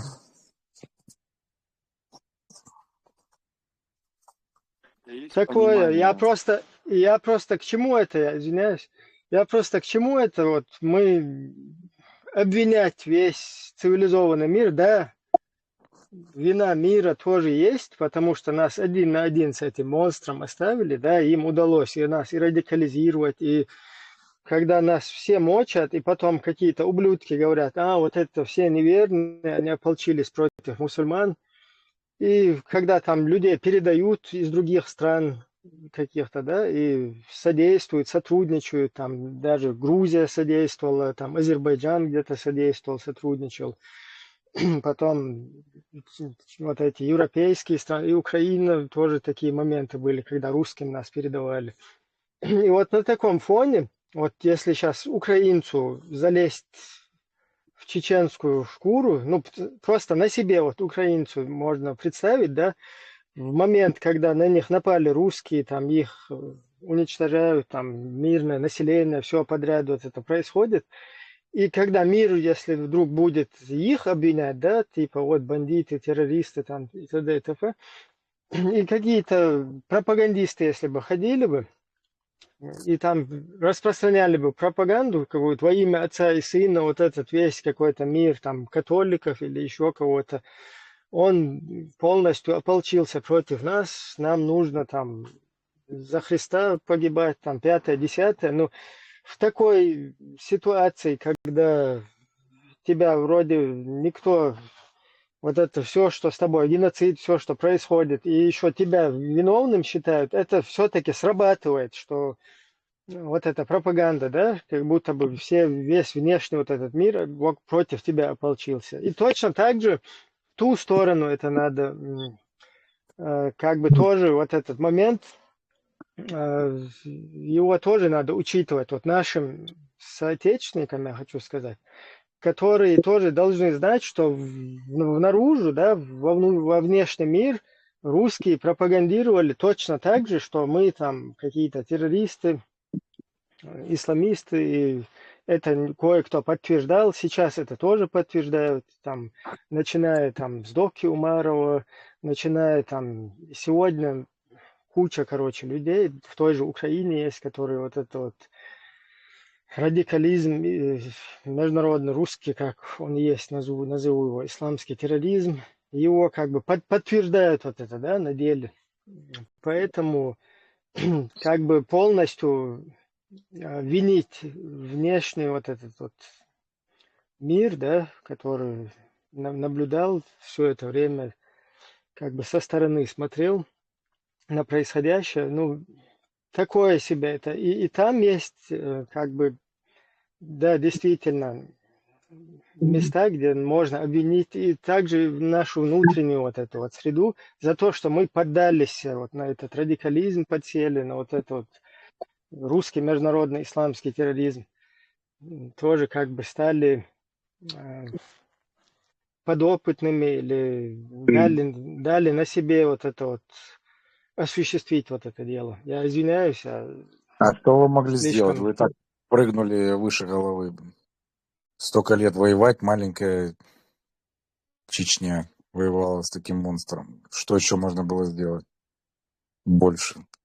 Одессит, проблема в том, что было оружие кончилось. Не было даже, уже пистолета не осталось, потому что все убито, все, значит, не было, изначально не было оружия. Очень мало было. оружие из-за этого. Но сегодня, вот который сейчас Ибра Вена разговаривал, он тоже порвал паспорт российский, тоже один из участников. Те участники вот Чеченской демократической партии, которые являются здесь, они всей душой, я уверен, хотя может и не так, но для себя я уверен в том, что больше тебя они переживают за Украину. Почему? Потому что только мы осознали, какую беду несет это русизм. Из-за этого мы желаем, конечно, украинский народ, у него есть большие возможности, значит, это отдельная страна, государство, значит, на международном арене есть, не переживайте, у вас впереди. Если вы хотите, вы наоборот истощите эту Россию, если правильно. Пока единственная наша просьба вот чеченцев, чтобы вот этот, как их называют, ГБшных журналистов, которые находятся, вот это мы видим очень зло за то, что вы запустили их к себе. С ними вам надо поаккуратнее, значит, друг друга информируйте, ловите, выдавливайте. Те, кто вчера чеченцев уничтожал, те свободно чувствуют сейчас на Украине. А это, поверьте, значит, они больше сегодня заинтересованы уничтожить Украину, чем сегодня чеченцев. Вот такая ситуация политическая сегодня на карте. И единственное, мы дальше будем, значит, от всей души молиться, чтобы вы до победного сражались. Спасибо. Я тоже хотел бы насчет высказывания одессита не согласиться. Чуть раньше вы сказали, что и Россия ядерная держава, и против него никто не хотел там вступить насчет Чечни. Вот мне в последнее время кажется, все равно, поймите правильно, но все равно большинство украинцев в душе, мне кажется, что считают чеченцев народом России. Потому что я из очень многих украинцев это слышу до сих пор, и ты тоже здесь это озвучил, как будто, что мы... Ты это сказал, что как будто мы просто как эти Донбасс, там, Луганск, вот как они хотели отсоединиться от Украины, вот как будто мы тоже захотели отсоединиться от России, и, мол, если мировое сообщество создали закон, что любой народ или нация захочет объявить независимость, он имеет право, если этот закон существует, они должны соблюдать ее. Поэтому мы, чеченцы, никогда не были россиянами. И не Я такого в жизни не говорил и не мог сказать, что вы это россияне. Вы, может, хотели по-другому сказать, я не знаю, но вы сказали, что, мол, когда Россия напала на Чечню, там Россия ядерная держава, и поэтому никто не хотел с Россией там из-за этого ссориться. Но это же ни в какие рамки не входит, потому что Конечно, не входит. мы, например, когда мы входили в Советский Союз, когда Советский Союз развалился, вы отдельная страна. Да, мы тоже имеем право, как Мурат, мы не входили в Советский Союз и никуда никогда ничего не подписали. Я вообще говорю, даже если входили, я даже присоединили, блин. Да. Когда Советский Союз разрушился, мы тоже, как и Украина, как Грузия, как Казахстан. Я все это знаю. Да. Вот тогда мир обязан был защищать нас, помочь нам. Обязан. Если Но они вот смотри. соблюдают закон, они обязаны это делать. Вот Украина тоже подписала в 94 году, всем это вам известно, уже 1500 раз это все слышали, тоже подписала в обмен на безопасность, что Англия, Америка и Россия гарантируют безопасность границ. И я что же самое могу сказать, что предали, блядь, что они должны были там воевать за Украину, мы это оружие отдали, а сегодня этим же оружием, помимо ядерного оружия, там еще были ракеты, вот эти X эти, которые сегодня они летают по Украине. Я же тоже самое могу сказать, что предали, никто там не воюет, погибают украинцы, хотя они гарантировали безопасность, если Украина их сдаст. Ну, я понимаю, что это обезьяна с гранатой, никто не хочет с ней связываться. Но Да я дело никогда в не... жизни, я никогда в жизни не говорил, что чеченцы это россияне, блядь. Никто так в Украине не думает, я таких не Я слышал. не говорю, Чеченцы это что чеченцы, да, россияне. я не говорю, что именно это ты хотел сказать. Я это не говорю. Просто это так получилось, как будто, мол, что мы хотели отсоединиться от России, и поэтому мир не захотел там. Но я не то, Нет, что... нет. Я очень многие, когда я был на митингах украинских, и когда мы украинцам обращались, мол, за нас тоже что-то скажите, что наша Чечня оккупирована там, да, то почему вы насчет нас молчите? И нам многие отвечали, ну, вы понимаете, вы же часть России там, вот такие фразы слышали. Но, может, они не знали об этом, да, я их понимаю, тогда не было интернета, там, информации, только российских каналов слушать все. Это тоже понятно. Но если сегодня, если украинцы этого не понимают, то насчет русских мы не можем ничего говорить, если сами украинцы это говорят, они наоборот себе это вред наносят этим. Поэтому надо всем вместе надо говорить правду, как бы, что бы ни случилось, говорить надо правду, не бояться. Я согласен. Но я честно не знаю таких в Украине, кто говорит, что Чечня это там Россия или не россияне. Я таких не Да, знаю. это агентура только говорит. Чистая агентура только обычно подчеркивает. И вот обычно вот хорошие русские, который в предыдущий раз говорил, что слишком много запущено вот этих козлов, хороших русских, под видом хороших русских, друзей Украины, врагов Украины очень много. Тот же возьмем Пиантковский, Фейгин, Мейгин, Невзор, это просто, блин, это у вас диверсионные группы запущены в информационное поле. И они рано или поздно дадут такой взрыв, что мало никому не покажется. Я понимаю, ты просто такой же, как и мы, беженец в Америке, но надо доносить до близких, до других, что вот этих мразей любым путем гнали. Оттуда никаких просмотров их нет. Мы знаем, что говорим, потому что мы на своей шкуре это все вынесли. И знаем горечь вот этих обид и проигрышей благодаря вот этой информационной войне. У русских ресурсы большие слишком, и они не считают стыдом сегодня тебе, улыбаясь, воткнуть нож в спину. То, что наши предки говорили, вот точно то же самое. Об ОБСЕ выступил один украинский старик, я помню, это в 15 или 14 году он выступил. Вот наши предки говорили, никогда не доверяй русскому, потому что у него под подушкой лежит всегда топор, как только заснешь, он тебя зарубит. Вот то же самое сказал украинский старик, лет 85 ему было. Он, по-моему, внук был этого, Бандеры. Или сын, или внук, не помню. Но он в ОБСЕ выступил и то же самое сказал, то, что наши старики говорили нам.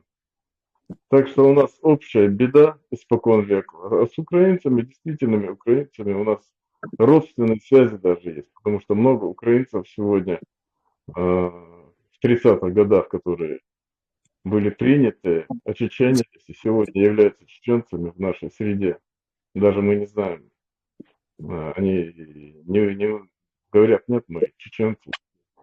Так что нам надо действительно, как Мурат сказал, всем миром надо бороться с этой заразой.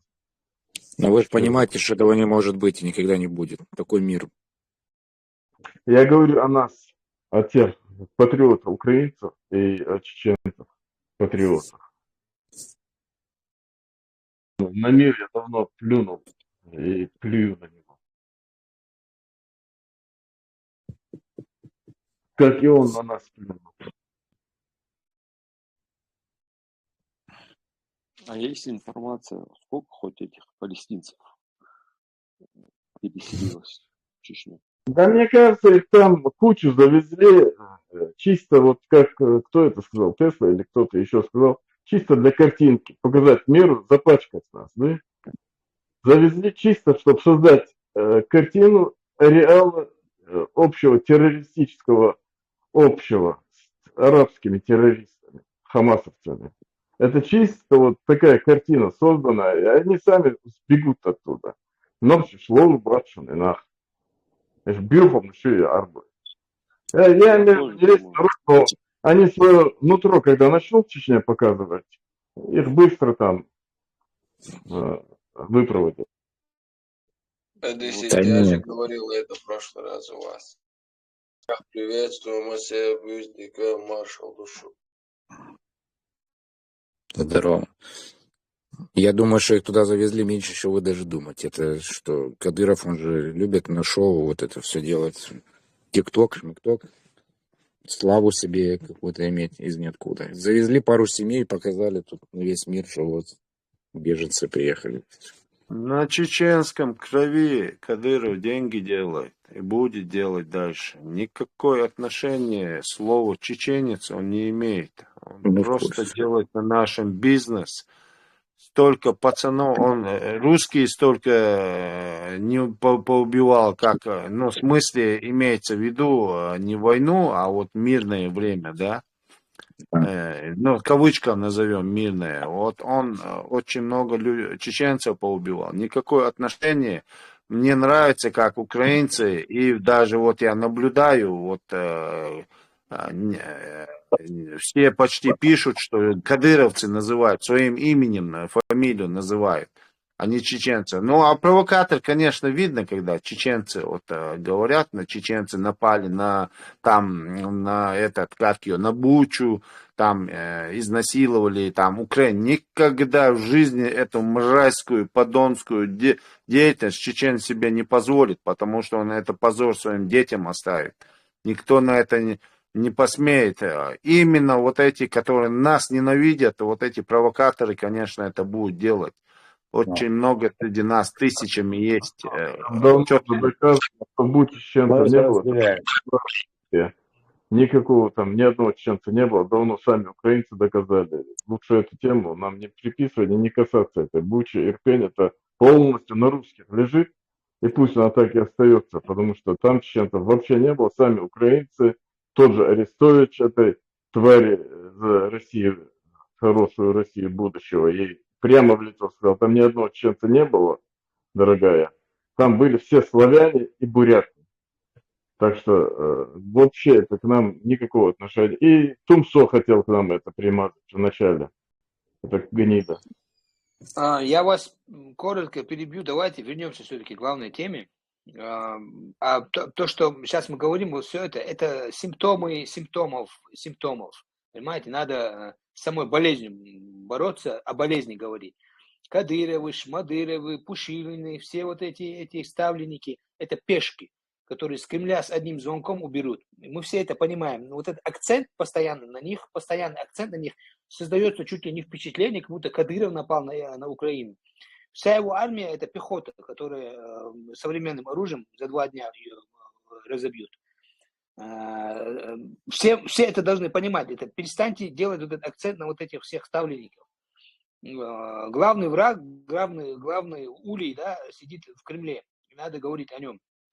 Но сегодняшняя тема наша – это все вот эти палестинцы, которых привозят в Чеченскую республику, вся вот эта картина, которая создается про чеченцев, вот эта радикальная, как бы, сказать, нездоровая вот эта радикальность, которая там у нас из Кремля поддерживается и дальше раскручивается и разжигается. Потому что даже люди, борющиеся за свободу, за оккупацию, деоккупацию Чеченской Республики, даже они у нас, многие подсели на вот это радикальное течение ислама, и сами не понимают, что всеми своими как бы потугами, да, они наоборот играют на руку Кремлю. Когда они создают дальше вот эту картину вот этих, да, набожные, да, хорошо, да, все это как бы приемлемо, если ты веришь, верь, это все хорошо. Но когда вот постоянно вот эта религиозная риторика, люди, которые очень сильно замкнуты вот в этой клетке вот этой религии, да, которые за рамки никак не могут выйти, и вот постоянно этой риторики говорят, они контролируемы, с ними их соперник, у которого намного шире поле, на котором он играет, он их легко может обыграть. И даже вот наши люди, которые за деоккупацию, многие не понимают этого. Снова же давайте вернемся, если по теме есть что-то сказать, давайте вернемся к этой теме. Да. Если нет, мы закроем эту тему и можем, если у вас есть какая-то интересная новая тема, начать прямо здесь другую тему. Да, Есть Сурко, новая ну, тема. я хотел бы сказать, Рами, я что думаю, да, никакой, как ты сказал, Сурху, весь Кремль, это однозначно мы хорошо понимаем, все из Кремля. Значит, естественно, ни чеченцы, ни один чеченец, ни чеченцы, ни Чеченская республика, никаких палестинцев себе не пустила. Все пустили русские. Нас, значит, выдавливают с республики, по разным мирам нас выдавливают из республики тех людей. Одних запугали, что и слова вякнуть не смогут. А других, кто какой-то голос хочет иметь с патриотического души, тех всех мы знаем, где мы сейчас находимся, да, за пределы Родины. И вот эти пустые места, которые надо заселять, и специально русские туда, чтобы смешать это все, чтобы это уничтожить эту республику, так они завозят их. Еще это, не считается завоеванной республикой, как мы все прекрасно понимаем, если там завоеватель, значит, не имеет населения преимущества, то есть, значит, коренного населения, надкоренного населения. Вот и, пожалуйста, сейчас эти все строящие города, высотки, все это, мечети, все это сегодня... Когда мы были дома, ни один русский не мог свободно даже высунуть голову, погулять по женой на базаре и с оружием в руках. Сегодня, пожалуйста, вот они расселились в этих... Они строят все это себе, это Грозный, всю эту республику, красоту, вот это пейзаж, природа, все они строят себе. Все это будет заселяться всякими арабами, русскими, все, чтобы... эту республику. Я так думаю, вот это потихоньку, это только первая, значит, ласточка, как бы, вот эти палестинцы. Ну, если нужно будет, главное, эти палестинцы все русскоязычные, очень хорошо владеют русским языком, которые сейчас, сколько официально говорят, 50 человек туда, но все владеют русским языком, все хорошо разговаривают. Вот, и дальше они могут их использовать для Европы, может, и так далее. Мое мнение чисто. Кстати, сегодня прочитал новость, что США, Израиль, Саудовская Аравия и Эмираты согласовали операцию против йеменских хуситов. Так что ожидайте скоро и хуситов, скоро там на территории, и еще кто-то. Короче, как сказали ранее, там действительно кого только не завезут. Вот это и говорю, Рамирес. Я и говорю, это только ласточки. Все будет вот это Украина, Кавказ, Крым заселять будут все. Потихоньку. Это план, потому что все это север, там жрать.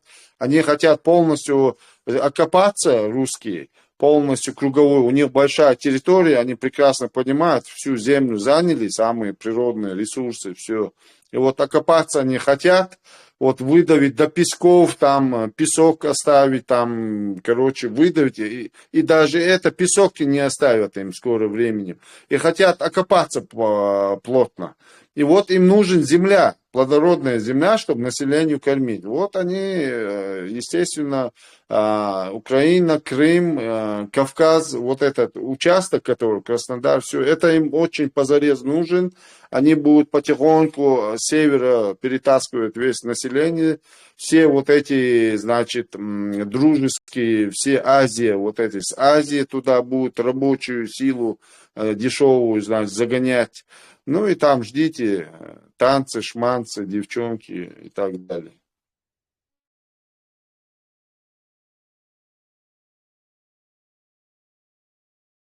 Они свое население уже выдавливают из своих северов. А раньше те, кто жили на севере со времен Советского Союза, у них были какие-то льготы и все такое. Но с 19-го года, если я не ошибаюсь, или с 20-го, эти льготы уже отменяют. И многие, так сказать, люди, которые на севере жили, они уже начинают переезжать, потому что там без этих государственных льгот и все такое там не выжить, короче. Так что согласен с вами. Ну, я считаю, эти палестинцы и все такое, это такая мина замедленного действия, у нас уже их достаточно, а если сейчас эти палестинцы, то незавидная у нас участь. Ну, это Палестина, вот эта вся израильская вот эта ситуация, они, ну, это подарок Украине, конечно, устроили. Это для них все, чтобы как нам это делали, вот что-то сделать, зарут что-то там, метро в Москве или там какой-то дом зарут, и обязательно, когда мы вот начинали чуть выигрывать что-то, поджимать этих, все это международный русский терроризм, вот сразу организовывали теракты, убийства, вот это, и все. И также это вся эта Палестина, чтобы отвлечь внимание. Это и все, я думаю. Не больше того. Прекрасно все это понимают те, кто прошли вот эту всю кашу. Хорош вам ввергать в депрессию народа. Так весь в депрессии сидит. Прекращайте, а. Ничего там нет, это просто картинку делают из этого. Разбегутся эти палестинцы, они никогда не будут работать, не привыкли работать. Они чисто живут на дотациях 80-90 лет. Работать они не будут, кормить тоже ни русские, ни чеченцы не будут. В итоге эти товарищи убегут обратно или в Европу, или в арабские страны, или в Палестину обратно. Или в Росню в крайнем случае. Прекращайте тут депрессии. И так тяжело Хаза, народу. я наоборот первый буду радоваться, если Чечня это такой временный пункт, да, через который они дальше поедут. Беларусь, там, не знаю, куда-нибудь дальше. Ну, ногти что, наоборот, По-другому буду рад не больше, будет. чем вы. По-другому не будет. Никто их кормить не собирается. У нас нету таких ресурсов ООНовских выделять на них. Так что это все фигня. Их, а если и будут выделяться, воентык мага, мы же хорошо знаем, как у нас воровать умеют гуманитарку. Это касается всего Совка. И У нас как понять? они все разбегутся, эти сволочи. Хорошо, Олгазель, как понять, у нас они, не мы же им платим, русские платят, у нас нету ничего платить, не мы же их принимаем, русские нам завозят, они куда убегут? Они убегут, если им коридор создадут. Да ладно, они убегут оттуда. Airbus, Аслан. А у вас есть же, у вас же есть фонд Кадырова, который с людей собирает деньги, зарплату. Откуда этот фонд? Ну, один раз соберут, второй раз соберут, 10 раз соберут. Так нет, я так слышал, я не знаю, правда или неправда, что у вас люди, которые работают, они все автоматически зарплату не забирают на этот фонд Кадырова. Да, забирают. Ну вот с этих денег и будут кормить их. Куда их делать? Он их на свои счета отправляет. Ты видел, сколько у него Роллс-Ройсов и Майбахов, и Бентли? Ну так это все на бедных чеченцах заработано. Он, думаешь, бедным палестинцам будет их давать? Он что, их так думаешь, любит? Конечно, не будет. Мы все знаем, что это популизм. Реклама и все. Сходите, они разбегутся завтра же. Что он думаешь, будет их содержать? А народ у нас и так нищий там.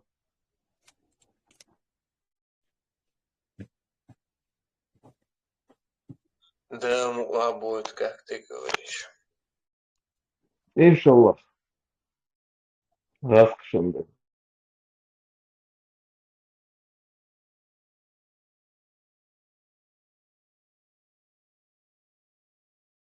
Надо халифат этот в Россию. Короче, исламское государство России надо открывать, короче. Украинцам надо литературу туда побольше кацапам передавать, исламскую, ваххабитскую. Надо из них ахлюсунну делать, из русаков. Они очень сильно любят это дело, подчиняться. Дальше пусть будут рабами, уже им разницы нет быть рабом Путина, Ельцина, Сталина, или Бен Салмана. Ничуть главное, чтобы водку им разрешить, вот там надо обязательно сделать, что при их халифате можно будет водку пить. Быть мусульманином с водкой нормально, примут быстро. Надо какой-то этот пункт какого-нибудь шейха попросить, чтобы он это абзац сделал, что для Рус, как они говорят, Руси, отдельно разрешается водку пить в неограниченном количестве. Как-то Нет, украинцы, вы же умные, поработайте над этим. Давайте совместно Халяльная водка, пишем. да? Да, халяльная водка. Халяльная свинина. И свинину разрешить, без этого они не примут. ни один, я думаю, не выйдут, если они политические, значит, занесены нам к республику, если так Русня решила, ни один оттуда, ни палестинец, ни, как говорил другой, ни йеменские, если сейчас вторым этапом придут, они будут жить столько, сколько их будет кормить Кремль. Естественно, если Кремль скажет им убирайся или как живите как хотите, вот тогда они убегут, я думаю. Вот тогда они, конечно, они не уживутся с нами никогда в жизни. Они быстро оттуда сорут ноги, потому что они не привыкли работать. Чеченский народ работает днем и ночью, копейку добывает, потому что, наверное, и в Африке такое нищенство не устроили, как в Чечне. Живут на пенсии все эти малые, большие. Конечно, они убегут. Но я имею в виду, они не убегут, если пока политический Кремль заинтересован, значит, геополитике. Они будут оставаться. А вот когда, конечно, как я говорил, останутся один на один, они ноги, пятки даже не будут видать. Аслан, мне пишут из дома, в АТР с Кавказа мне пишут, говорят, это все около 200 человек завезли палестинцев.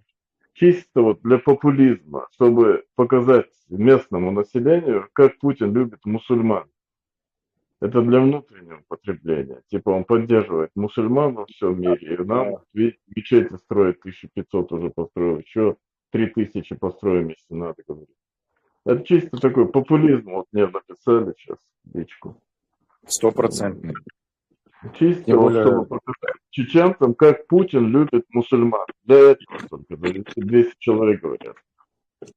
Азер, а ты не думал, что этим обезьянам Путин может дать льготы, какие-то преференции, они могут у своих русских регионов, как мы все знаем, российскому государству, на своих русских государственный образующий народ, вообще плевать они не хотели. Они могут чуть-чуть забрать у других регионов и на них свалить. Такого не может быть, что ли? Вот мы же знаем, что Кремль, ну, какую-то подлянку сделать, они ни ресурсов, ничего не пожалеют. А чтобы уничтожить такую бомбу замедленного действия нам создать, тем более они на это ресурсы не пожалеют. Да и то, что там, не триллионы же какие-то, миллиарды, сотни миллиардов там надо. Так что... Я так не думаю. Там чисто вот... И еще не забудьте, что на 7 октября была операция Хамасу. самосудцы. Нападение было на день рождения Путина. Почему-то об этом все начали забывать. Всегда на день рождения Политковскую убили, на день рождения Путина. На день рождения Путина еще что-то там было. Каждый раз, когда, вот знаете, если это неспроста совершенно. И 7 октября также нападение было. Это раз. Второе. Естественно, подарок Путина и от Путина подарок. Вот мы вас, агентуру свою заберем оттуда и в Чечне поселим на время. Это только время, совершенно. Они не... Войну ужиться, двигался, нахват. Жму все равно. Те, кто жил с ними, знают.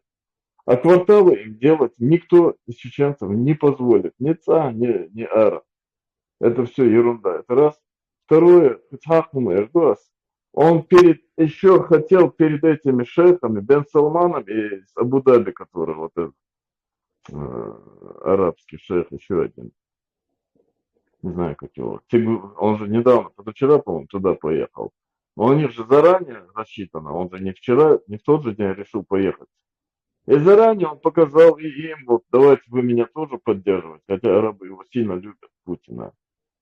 Вы меня тоже поддерживаете, видите, никто не принял, даже вы, палестинских беженцев, а вот мы у себя в нашем регионе Чеченской Республики принимаем их.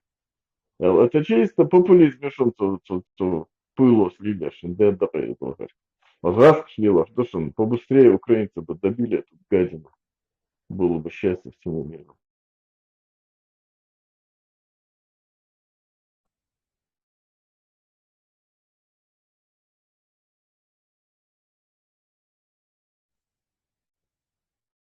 Дай Бог.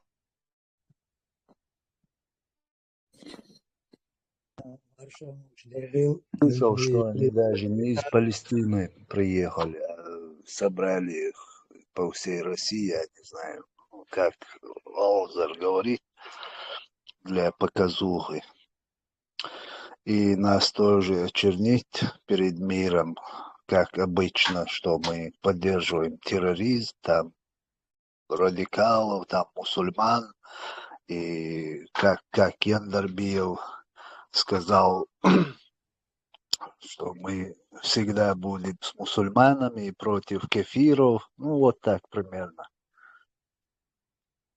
Сперва они показали, что Кавказ против еврейских беженцев. Сперва, помните, распространили, что приезжают Турбина самолета. еврейские беженцы.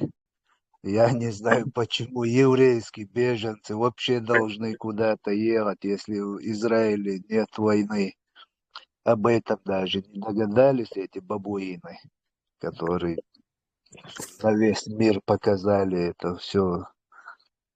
И потом от имени чеченцев тоже распространяли фотки, там, скриншоты, мол, приезжают евреи, никого не пускайте к себе, не помогайте им.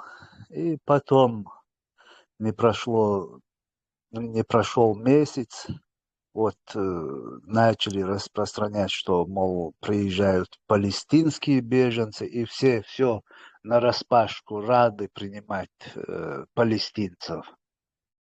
Это русские делают специально там, потому что сегодня о весь Кавказе говорят, что хотят отсоединиться, хотя я не видел, кроме чеченцев на Кавказе, что кто-то хочет или хотел когда-нибудь освободиться от России. Но, тем не менее, к сожалению, наши так называемые ичкерийские коллеги в первую очередь вылазывают из кожи, объявляют, что весь Кавказ хочет выйти из состава России. Кстати,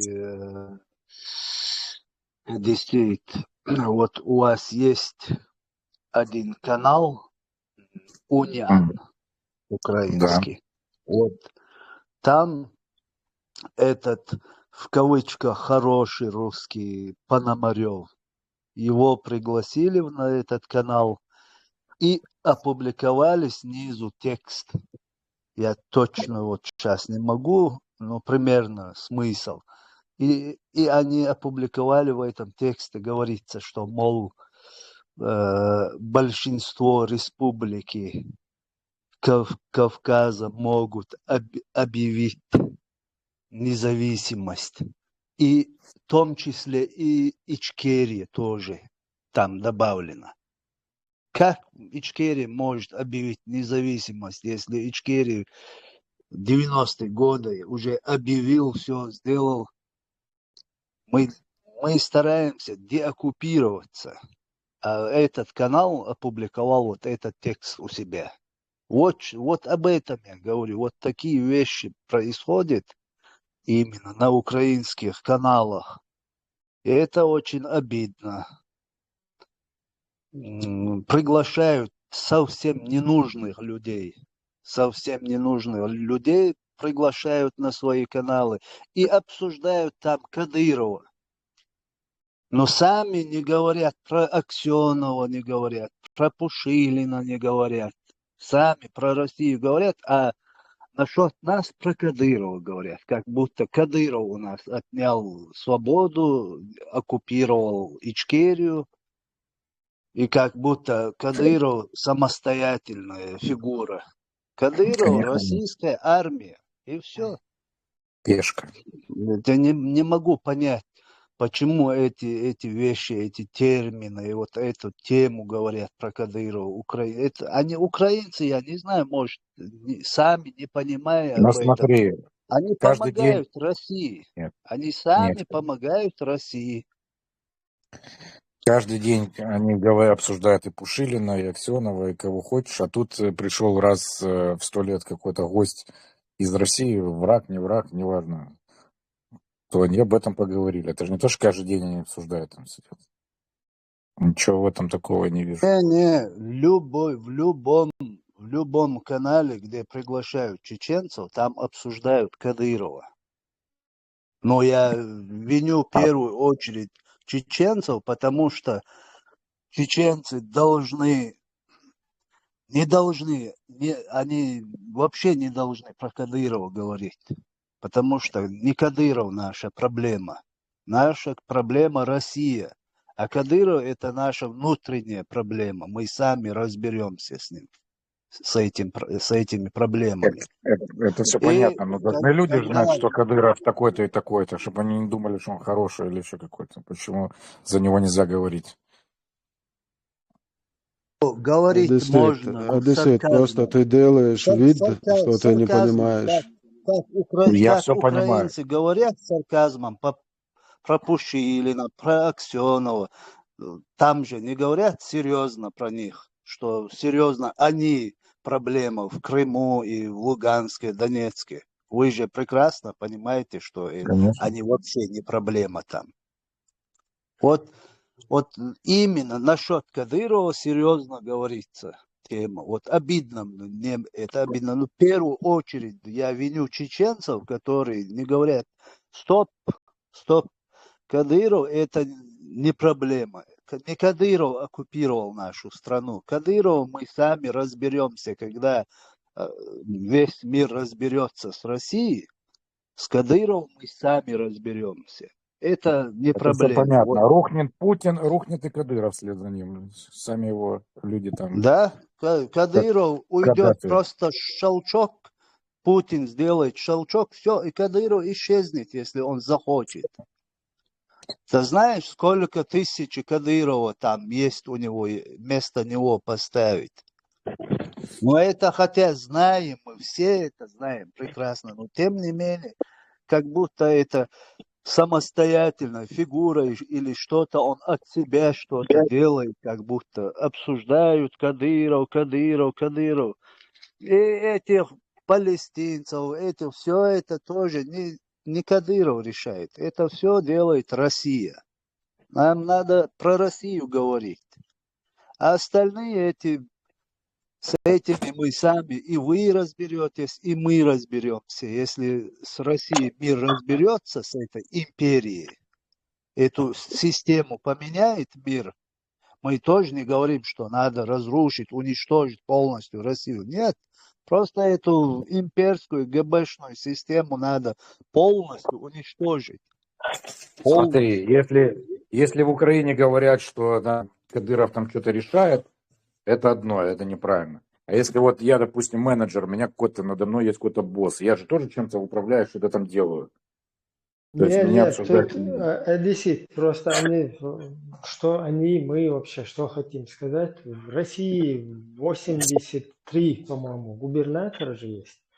Такие же кадышки, как и эта кадышка. Это одна из них только кадышка. Также ими, Путиными, вот это их, все вот этой бандой поставленные чуваки.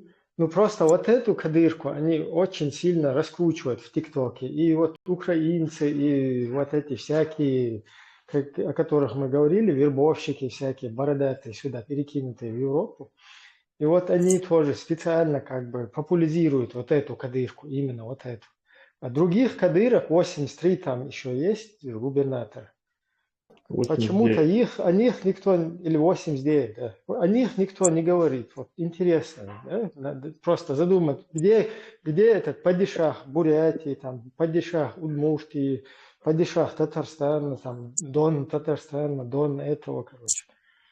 Вот об этом просто речь. Просто интересно, вот именно акцентируется на вот этой кадышке. Почему? Уже надо как бы самим догадываться. Можно я чуть-чуть в защиту гостям нашего выступлю, украинцев? Они, в принципе, они не виноваты. Виноваты хорошие русские, хорошие чеченцы, которые выступают на украинских телевидениях. Это раз. И русское телевидение, которое день и ночь рекламирует специально Кадырова. Это все делается на завтрашний день русскими. Это все делается на завтрашний день, чтобы часть преступлений переложить с себя любым путем на Кадырова. То, что они свесят все чеченские убийства, пытки на Кадырова, это уже решенный факт. Но им бы хотелось еще навесить на этого дурачка еще и украинской крови. Это все целенаправленная пропаганда. А украинская журналистика, кроме там Портнова и нескольких человек, я в принципе не вижу нормальных там журналистов. Вот Портнов, там и еще 2-3 хороших, очень грамотных, умных журналистов. Остальное все так. Куда ветер подует, это все шантропа такая. Вчера они за Порошенко топили, сегодня они за Зеленского топят, послезавтра будут за Путина, еще через день за Кадырова будут топить. Это такая перекати поле. Там журналистики 2-3 человека и обчелся. Тут сильно нельзя валить, винить. Если бы наши хорошие чеченцы, которые ходят к ним в гости, просто на место ставили бы, но они не делают этого. Значит, у них тоже такое же задание, как у этих журналистов. Говорить, смазывать все это на чеченцев, на кадыровцев, на кого угодно, от русни отводить вот эти все преступления. Чуть-чуть, по чуть-чуть, немного, понемногу, капля... Будущий козел отпущения, короче. Да, больше там я другого смысла в этом не вижу. Это раскручивается фигура для того, чтобы завтра на него повесить собак. И все. И еще мне позвонил Кадыров дома, 200 этих беженцев заставляет кормить, говорит, местное население, говоря, вы же сильно переживали за них. Вот давайте сейчас этих беженцев кормите. Вот то, что им и надо было, которые кричали, с флагами бегали, как сумасшедшие.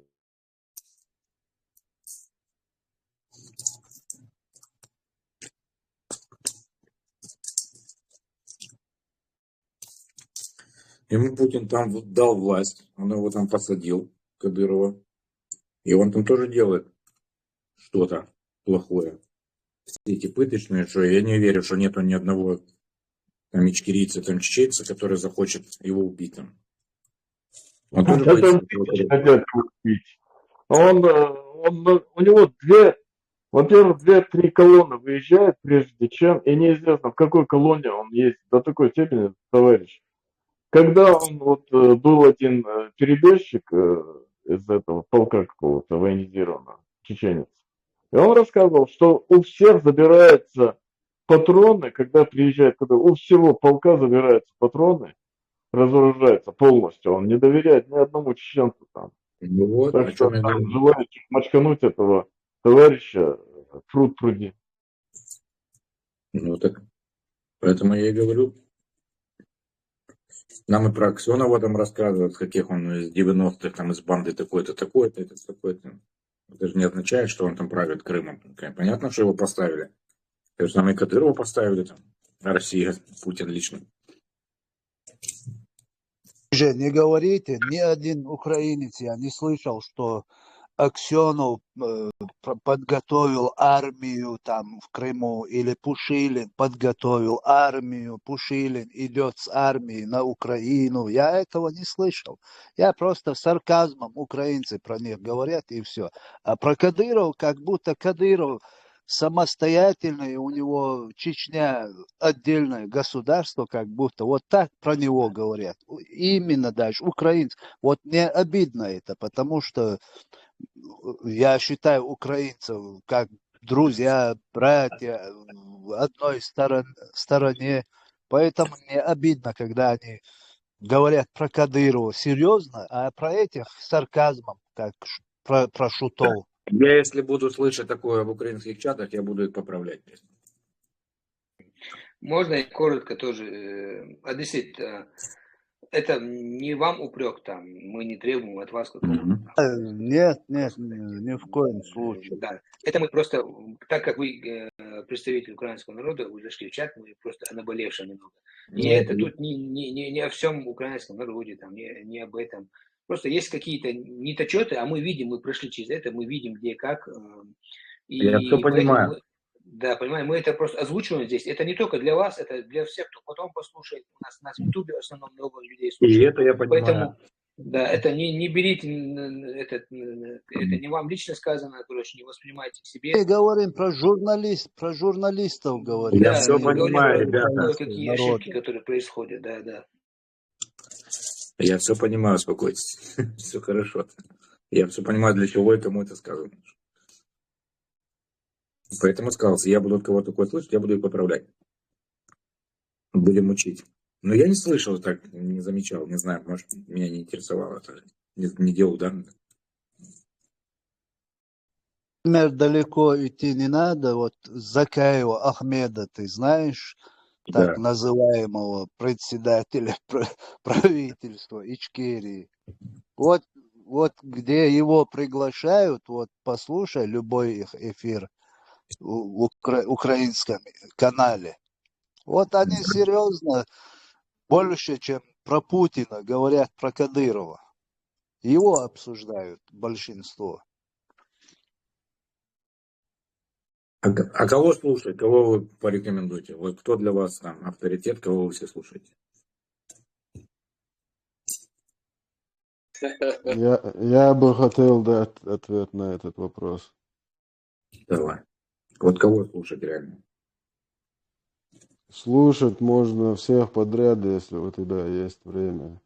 Ну просто ты слушаешь так называемых таких вот самых вот о чем сейчас эта мода, о ком говорят, кто говорит, вот это на большинстве сейчас сосредоточились. А на самом деле большинство всегда врало и врет. Понимаешь? Вот кто большинство вот. Я-то понимаю, поэтому я не хочу мы авторитет каждого лично не так оцениваем. Мы смотрим издалека, что они раньше говорили, мы помним, что сейчас, что они в будущем намерены говорить. Вот вам люди же рассказывают.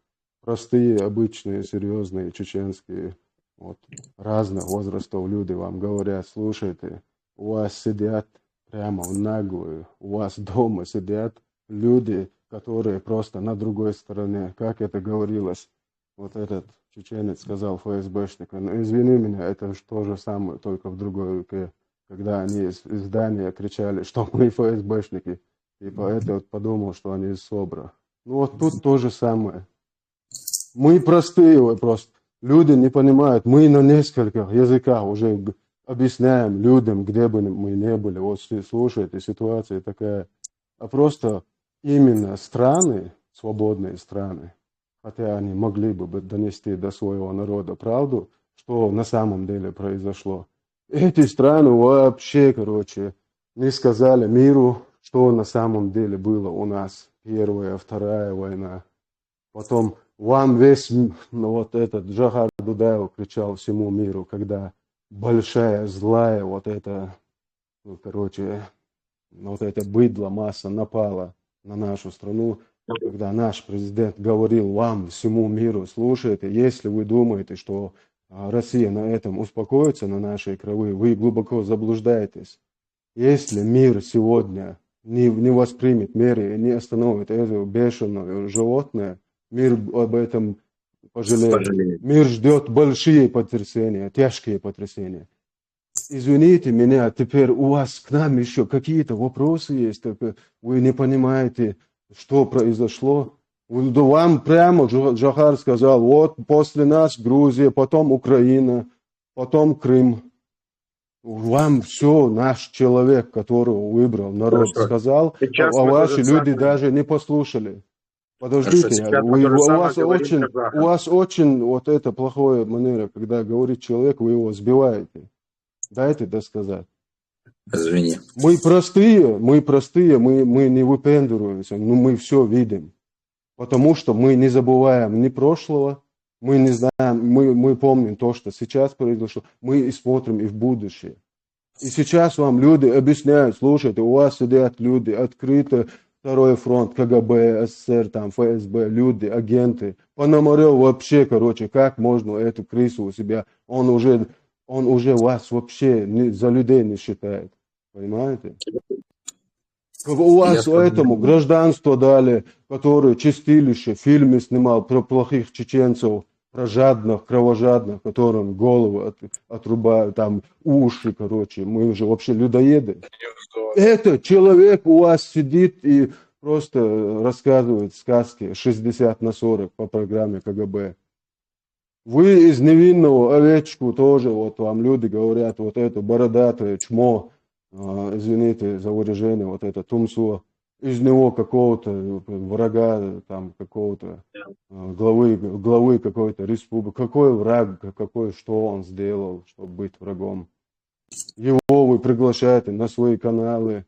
Потом Закаева вам объясняют, что этот человек, короче, он сюда прыгает, короче, что он не от нашего, но вы его тоже каждый божий день приглашаете. Он какой-то, что он там строит сейчас? Горская республика. Вы представляете, план КГБ, который был создан там лет 50 назад, Закаев сейчас решил, да, сейчас можно, сейчас лохейни мамонты схавают. Закаев решил Горскую республику какую-то создать. Это виртуальный мир у него, наверное, такой. Вы что, смеетесь? Вы что, серьезно? Чеченский народ положил лучших своих сынов, 42 тысячи детей. Представьте, рядом наши соседи сидят и смотрят, короче, выиграют, не выиграют, выиграют. А сейчас они, смотрите, понимаешь ли, хотят, когда мир вот под шумок поднялся и всерьез посмотрел на эту проблему и решил это как-нибудь решить. А сейчас наши все соседи, короче, захотели какой-то сказочный, мирный Кавказ северный. Нам это не нужно, мы ни с кем не должны договариваться, вам люди объясняют. Наши люди, которые погибли, все, вам оставили подписью этого алкаша, всех министерств, правительств, все, Ичкерия признана, мы договорились, войска вывели. Вам показали, что можно так вот просто до конца пойти и добиться своего. А вы сейчас, извините меня, вам вот 60% мира помогает, у вас находятся люди, которые еще недовольны, что-то вам не хватает, понимаешь ли, вам миллиардами долларов, ваш народ, чтобы голодным не был, выделяют оружие, хоть какое-никакое. А вы представляете, как дрались вот чеченцы обычные? У них было то, что у русской армии отобрано, вы представляете? Просто представьте картину. Они как волки, да просто они нападали на колонны, Просто отбирали у них боеприпасы, они знали, куда колонна движется, где это должно произойти. Прикинь, пошло в лес 20-30 человек, максимум это большая группа считается. 250-300 человек колонну, просто разгром, пару гранатометов, там, пулеметов. Вы прикиньте? А вы сейчас к нам у мира какие-то вопросы, мы хотим отсоединиться или нет. Адам, Это что за вопросы? Маш Адам, народ, свободня. наш мир, Свободня, алита до конца, с Богом. Тёрду, элицак, тёрду, ицалмабаха, тёрмаду. Тадим собры хиливай, вы. Это не с Богом, я не говорю, что каждый народ что-то, мы говорим, не народах проблема, а вот власти, которая не показала ту картину, которая действительно произошла. И это вина каждого государственного чиновника тех лет и сегодняшних. Я вот об этом говорю. Потому что на пропаганду нужно обратить внимание. Сейчас несколько человек, Мурад, все пытаются объяснить украинскому человеку, который хоть чем-то мыслит, там, дально видит. Ему прямо говорят, людей называют, вот у вас сидят люди. Вот мы должны вот так как-то контактировать, не знаю. Вот ничего, я к народам не имею ничего такого, короче, негативного. Все. Одессит – это американский эмигрант родом из Украины. Давайте на этом закончим выпады в сторону украинцев. То, что надо было сказать, мы сказали. Чтобы ответить на ваш вопрос по поводу, кого мы слушаем, вот я лично от себя отвечу, что я, например, абсолютно доверяю Стамакину, который из-за нас сидел в тюрьме, и сейчас у него здоровье подшатано, и всегда прямо как думает и говорит. И вот он не раскручен. Я гарантии никому давать не могу, но никогда там ни в чью сторону не сгибается, а все как думает, как есть говорит. Можете Бориса Стамакина послушать, если вам интересно. Подождите, я сейчас не хочу быть самым плохим здесь, остановил его, типа. Я же не это имею в виду. То, что человек говорит, это все правильно, но вот всегда говорит, что вы во всем, это тоже как-то не работает, этот обратный эффект дает. Украинцы сами, если не поймут, они потихоньку это понимают, там, засилие в этом СМИ их, одно русскоязычные. Одни русские у них выступают, и аналитики, и эти психологи, я не знаю, и специалисты по России. То есть, к сожалению, все учатся на ошибках, по-другому никак. Мы тоже учились на ошибках. И мы же тоже не такие были, когда война у нас началась. Мы тоже верили, что русские не такие, не нападут. В 21 веке, 20 веке больше войн типа не будет. Я так рассуждал, был настолько наивен, не знал этих русских. Тем более люди, которые выросли, стали личностью в Советском Союзе, в одночасье они не изменятся. Конечно, 20 лет, 30 лет Украина верила своим старшим братьям, так называемым. Но теперь они на собственном опыте горьком узнают эту горькую правду. По-другому никак, что ты сделаешь. Но то, что сегодня в Украине... Да, то, что в Украине происходит в этих именно СМИ, вот это на самом деле трагедия, товарищи, граждане, господа, это трагедия. Они таким могут проиграть эту войну, кстати, информационно уже проиграли, в принципе. Повторяют наши же ошибки, опять же. И вот этот человек, который наш земляк вам хотел сказать, он по-своему хочет донести до вас, но по-своему делает, как умеет, как говорится. Но он говорит правду на самом деле. Надо гнать каждого русского, каким бы он хорошим не был, кстати, каким бы ангельским он не был, даже с крыльями ангел, его надо гнать подальше от себя. Потому что за сотни лет мы от этой России ничего плохого не видели. Ничего, кроме плохого, не видели. Ихние договоры, то, что они там, переговоры.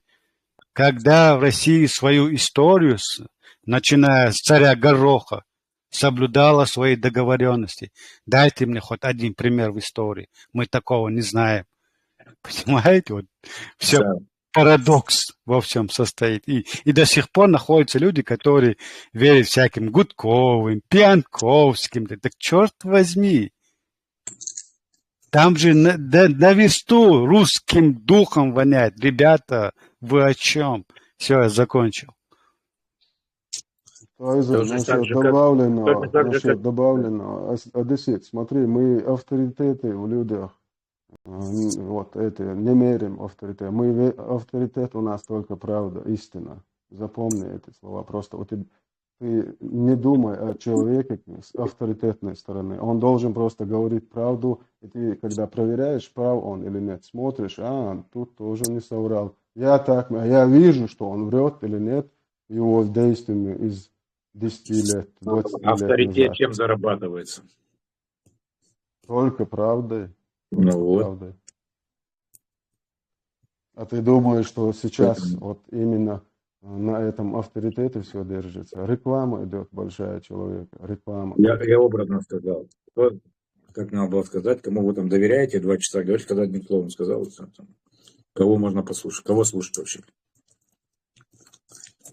И тот, кто Слушать надо всех, кстати. Вот я слушаю всех. Я ему это сказал тогда. Всех. Я сужу по поступкам и по прошлому человека, по репутации. Откуда его как бы сказать, его происхождение, откуда он сам. И его действия в прошлом и в настоящем. А слушать тебе никто не запрещает. Слушай на здоровье. Понимаете?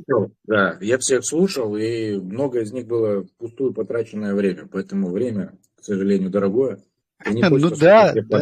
Самое дорогое и самое то, что в этом мире не хватает всегда, это не деньги, кстати, это времени не хватает нам всегда. Оно всегда бывает нехватки, это понятно.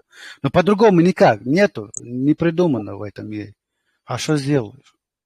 Слушать надо, иначе ты не узнаешь человека, кстати. И не слушать этих наших так называемых блогеров, не знаю, там, Закаевых и ему подобные, пиар-агенты, там, пиарятся на вашей войне, делают себе имя на вашей войне.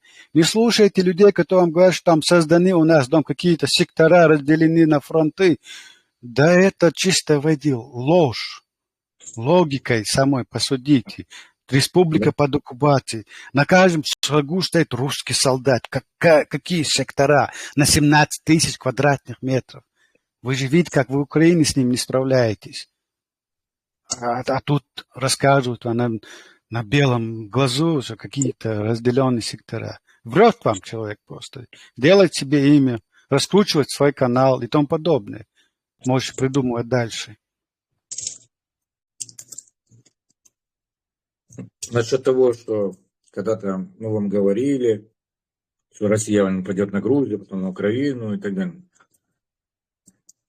Дальше Украина теперь говорит то же самое Казахстану. Они что, ее слушают? Нет. Это Россия тоже наш брат. Сейчас на них смотрю, как на дурачков, и вижу себя, когда-то я тоже говорил, что Россия не нападет на Украину. А теперь они сидят, когда ихние эти пропагандоны вещают полностью, что там какие-то земли, это там Россия, это точно так же с Украины начиналось. И вот они, украинцы, тогда не слушали вас, там как-то не принимали близко. Так же самое сейчас казахи не воспринимают Украину, когда им говорят, что вот их пропагандоны начали уже говорить за ваши земли. Что вы там уже язык ущемляете русский, еще что-то там. Вы будете следующие. Они смеются. Слава России кричат. Не понимают. Поэтому считают, что они рядом с этим, с Китаем, якобы там трали-вали. Да не поможет вам Китай, им тоже. Китай инкассирует свои. Не поймет. К сожалению, так. Это так, но наше дело, если мы знаем суть и научились на собственных ошибках, имеем прошлое вот это такое, горькое. Наша обязанность, наш долг, скажу я пафосно, это рассказать другим. Ты рассказал, тебе не поверили, но ты сказал, ты исполнил свой долг. Твоя совесть чиста, как говорится. Понимаешь, о чем я? Но это надо говорить.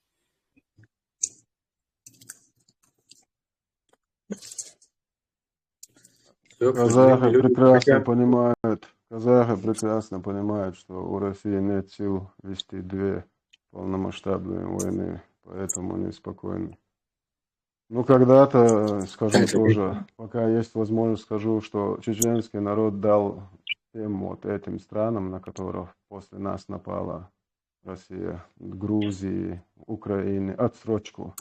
Если бы не было так, что им пришлось 300, 400, 500 тысяч человек задействовать, чтобы вот просто подавить весь потенциал, весь протестный, вот это все, чтобы вот это просто грабежом, убийствами и терактами, чтобы истощить чеченский народ, мы дали вот этим странам, вот этим народам время, наш народ дал время. Потому что это прямо сразу продолжалось бы. Украина уже, они давно захватили бы, если тогда напали. Вот тогда у вас армия полностью была развалена агентами спецслужб России, полностью развалена, растащена, там, продана. Вот, Я же это прекрасно знаю. вот, Я знаю, вы знаете. Свобода. Вот я вот всегда пример, знаете, кого ставлю? Вот на самом деле молодцы ребята, вот люди своей страны, своего народа. Балтийские республики, Эстония, Латвия, Литва. Что они сделали? Как только этот совок развалился, они всеми своими 4 конечностями убежали на Запад. С Россией от России они от чего отказались, понимаете? Никаких переговоров. Все, ушли на Запад. Молодцы, ребят. Вот теперь они и в НАТО, и в Европейском Союзе. Украине надо было поступать таким же образом. Разрывать все связи, и исторические, и не знаю, там, какие там еще какие-то у вас, не знаю, наследственные, какие могут быть. Было-то было, прошло. Мы сегодня не такие. Ушли и все. Не было бы сегодня украинской войны. Но это уже я постфактум говорю, но это понятно теперь всем. Но просто я всегда привожу к примеру вот эти 3 республики. Молодцы. Да. Ну, А все остальные советские республики, которые бы Казахстан, Азию, Украина, Грузия, это тот же самый Азербайджан еще повезло с Турцией, что у Турции оказались политические интересы на стороне Азербайджана, им крупно повезло в этом плане, счастливчики. А так они остались в этом вражке, под влиянием вражки, потому что экономика, все было завязано с вражкой. Нельзя такое делать. Это не преступление. только экономика. Было в каждой партии, были пророссийские партии, были все министры обороны, были все президенты. Это все было только с указки России. Все эти выборы, все эти подтасовки и все. Посмотрите до 2014 года, с 91 года, вам эта информация, наверное, не всем известна.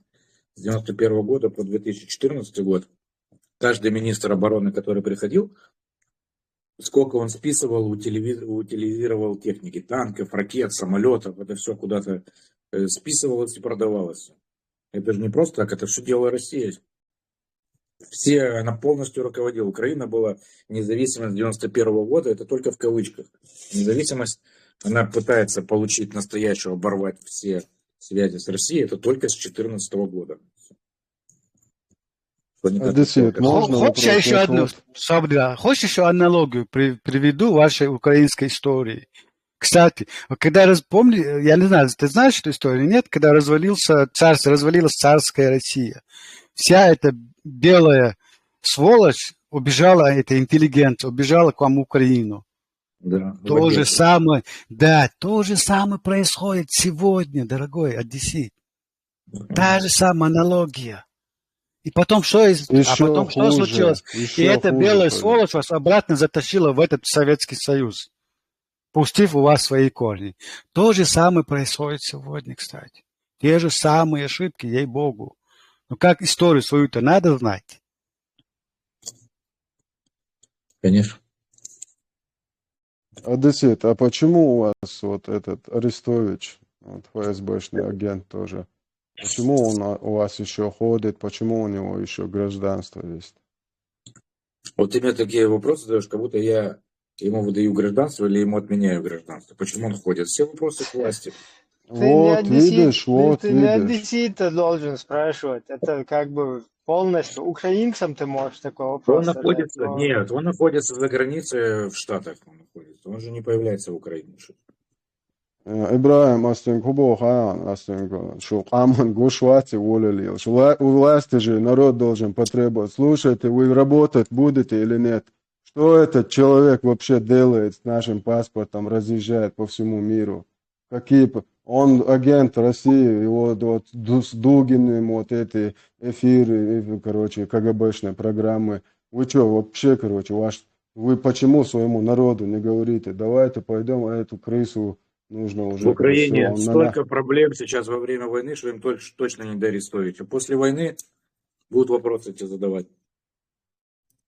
Вот А смотри, сейчас Арестович же вашему народу лапшу вешает, миллионы там людей слушают, это ты же авторитетный говорил. Вот у вас он тоже был авторитетным. ну, не знаю, для кого он был авторитетный. Его в начале Миллионы людей, чтобы посмотреть, да, не будь, в начале войны, не будь. в начале войны, когда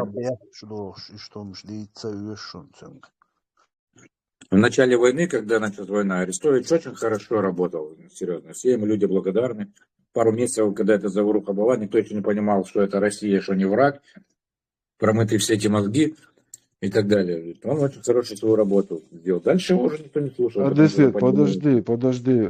Я народ не говорю, спецслужбы же были, у вас же страна была. Вы же 20-30 лет свободно жили. Почему ваши спецслужбы не знают, что в соседних спецслужб человек приехал? Это что за спецслужбы? Вы налоги зачем им платите вообще? Вы что? То, что обычно...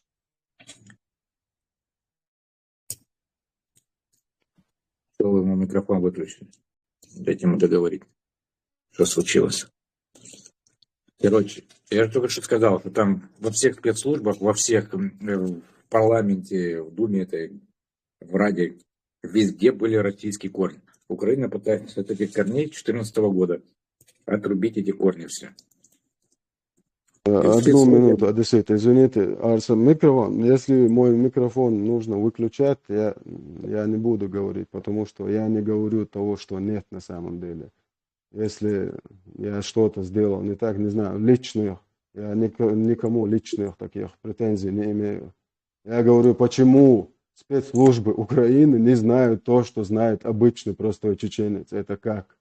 Вам, если хотите, вам помогут люди. Так, можно я вот эту дискуссию уже завершу, наверное, потому что со стороны это выглядит уже так неприлично. Вот, Ибрахим, подожди, почему неприлично? К Украине свободела, вот я тут заметил, короче, именно вот в данном эфире, в данном чате, я вот наблюдаю, просто мне некогда, так вас слушаю. Ну вот то, что происходит в чате, вот такие претензии какие-то к Украине, вы вот так, вы не так. Украина... Ибрагим, Аллах, вообще претензии. Я им говорю проблему. Брат. Вот эти вот претензии, да, которые к Украине здесь. Украина государство, которое очень неплохо в данный момент справляется, которое на фоне войны, военных действий, ведет себя как и подобает государству. То есть, как бы люди, которые были где-то у власти, они не разбежались никуда, не по норкам, по дырам куда-то там. Ну, может, есть какие-то единичные случаи, но государство, оно четко стоит, держится. То есть украинцы – это государственники. И здесь вот... Главная проблема не говорить, а красиво замазать все и завершить. Да, почему человеку микрофон включил? Он просто вопрос задавал. Подожди, здесь вот я смотрю, вот эти нападки какие-то, Украина, почему вы вот так, вы не вот так. Вы посмотрите сначала себе во двор, да, или там, я не знаю, себе куда-то за пазуху, давайте посмотрим, прежде чем вот эти вот украинцам здесь, вы вот так делаете, не вот так делаете, какие-то эти обучающие, там, мастер-класс какой-то показывают.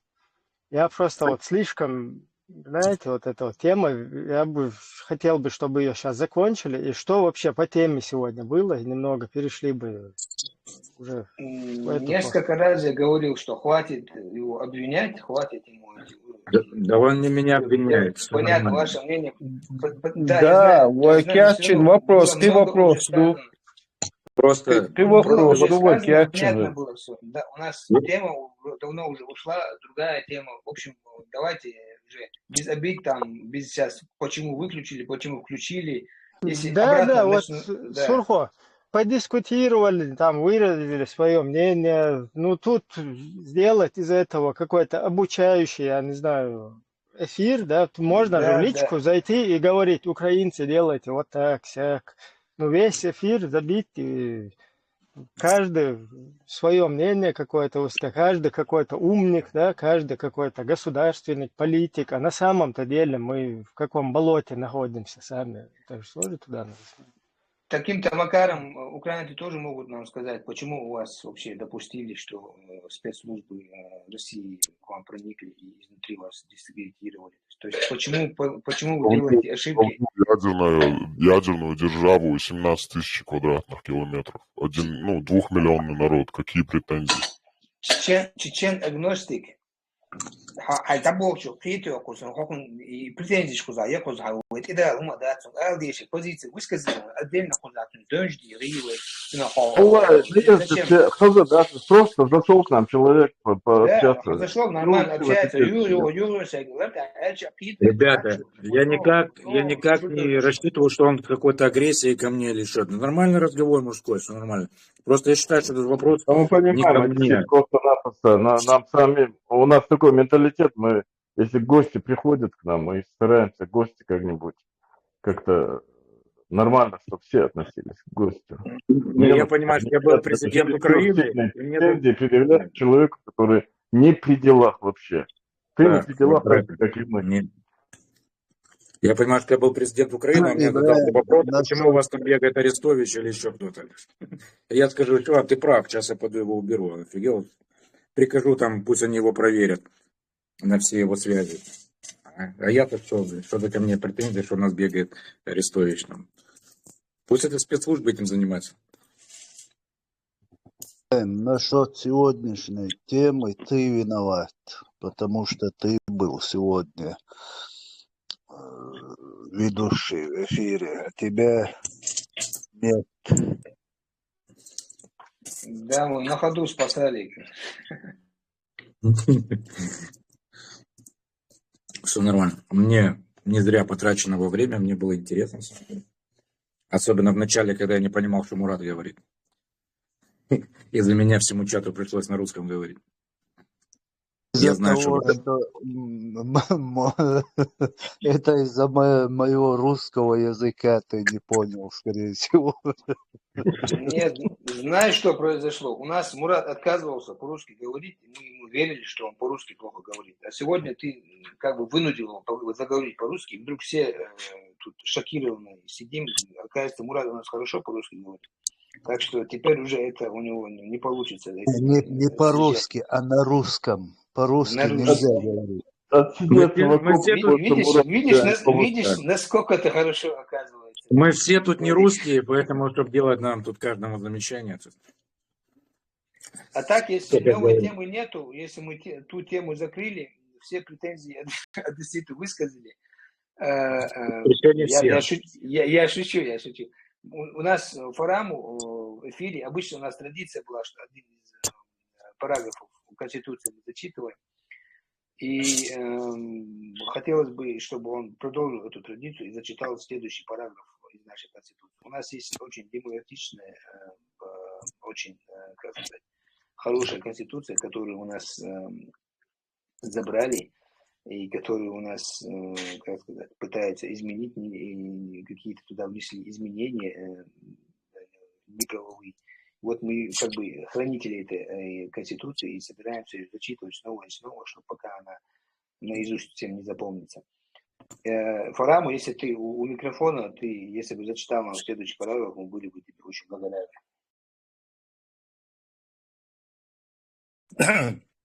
Да, я И, в общем-то, мы остановились как-то, я попытался прочитать, значит, 30-ю статью. Ну, там так получилось, что задержались мы на пару недель. Видимо, так надо было, чтобы повнимательнее послушали статью 30. Граждане Чеченской Республики имеют право на охрану здоровья, бесплатное пользование государственными медицинскими учреждениями, а также платными медицинскими учреждениями, а также платное медицинское обслуживание, оказываемое учреждением здравоохранения. Государство принимает меры, направленные на повышение качества медицинского обслуживания.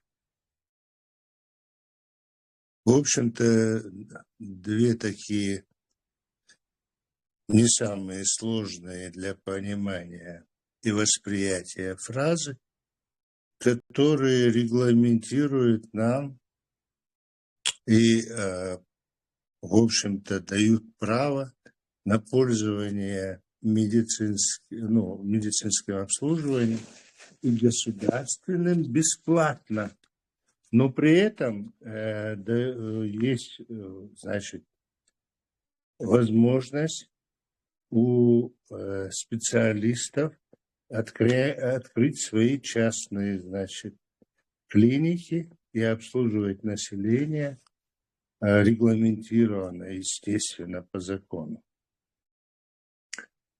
Но подчеркивается, что государство принимает меры, направленные на повышение качества медицинского обслуживания. Это значит, что будут существовать, если мы, а это будет обязательно, значит, восстановим на нашей земле закон и порядок по этой Конституции. Значит, будут курсы повышения квалификации, специализации, профильные там, обмен опытом. Значит, будем стараться направлять специалистов за границу и принимать у себя специалистов из разных стран. В общем, одним словом, последнее слово науки в медицине должно внедряться в наших клиниках, и обслуживание наших граждан должно быть на высшем уровне, особенно в медицине. Если у кого-то какие-то вопросы, пожалуйста.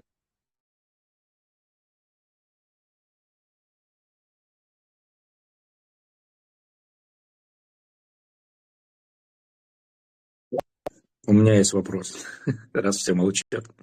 Как вообще обстоят, не знаю, кто-то из вас знает, как вообще реально сейчас обстоят, там, допустим, в том же Грозном или других городах с настоящей бесплатной медициной? То есть как-то в Украине ты приходишь, она только в кавычках бесплатная, но за все походы к докторам ты все равно должен Сегодня белый большой. Вопрос понятен, и, в общем-то, по большому счету нужно констатировать факт, что Чеченская Республика Ичкерия в данный момент находится в оккупации Российской Федерации. И там главенствуют законы Российской Федерации. То, что коллаборационные силы иногда называют индивидуально там кадыровцами и прочее, это не значит, что они самостоятельны и независимы. Там главенствует закон и право Российской Федерации. Кроме этого, если там даже нарушаются конституционные статьи Российской Федерации сегодняшней, и это делается по указке и по распоряжению из Кремля и Лубянки. Никаких там самостоятельных телодвижений, никакой там шах, иншах не может себе позволить. Это просто исключено. Что касается медицины, в этом отношении там то же самое происходит, что и по всей России. Но в этой именно зоне, на этой территории оккупированной России, жесткое правило рубля действует. Значит, последние копейки, заработанные честным тружеником, нужно вытянуть из него, чтобы он вообще думал о существовании своем на земле, но никак не о свободах, правах и так далее. На выживание человек, чеченец, должен существовать на этой планете только для того, чтобы пытаться выжить. Всю энергию своего существования он должен направлять на выживание. Только ли у него появляются дополнительные возможности и энергии, он начинает думать о свободе и независимости. А этого допустить нельзя. Поэтому на территории Чеченской, оккупированной территории Чеченской республики Ичкерия, значит, главенствует бесправие, но при этом медицина, значит, ты чуть ли не в постель должен принести, лекарства туда сам должен принести. Ну, желательно и врачевать себя лучше самому. Если, потому что обслуживание, все медицинское обслуживание оценивается по, значит, диагноз устанавливается по твоему карману. Я утрирую, конечно, это жестокое утрирование. Но, к сожалению, у каждого у нас есть родственники, и попадая в лечебное учреждение, я сейчас вам расскажу анекдот, который произошел на территории. Один есть знакомый, значит, кандидат медицинских наук, врач хороший. Он заболел. И скорая помощь к нему приехала. И вот они его хотят увезти в больницу. Ну, там собираться и так далее. И он за дом заходит и лопату тащит. Они говорят: ты что это, зачем лопату? Он говорит: да я хочу яму, говорит, выкопать. Говорит: уж если вы меня насильно увозите, то, естественно, назад прибудет только мой труп. Вот такой юмор у умных людей там. Так что все платно. Точно так, как и в Украине. Но у Украины, независимой страны, входящей во все союзы и блоки, как независимая страна, есть возможность жить по законам и конституции своей. А у нас таких возможностей нет.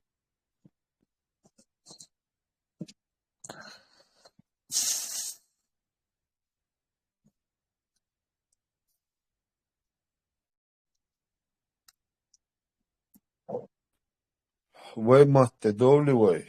Voimat bits voi? Удовой.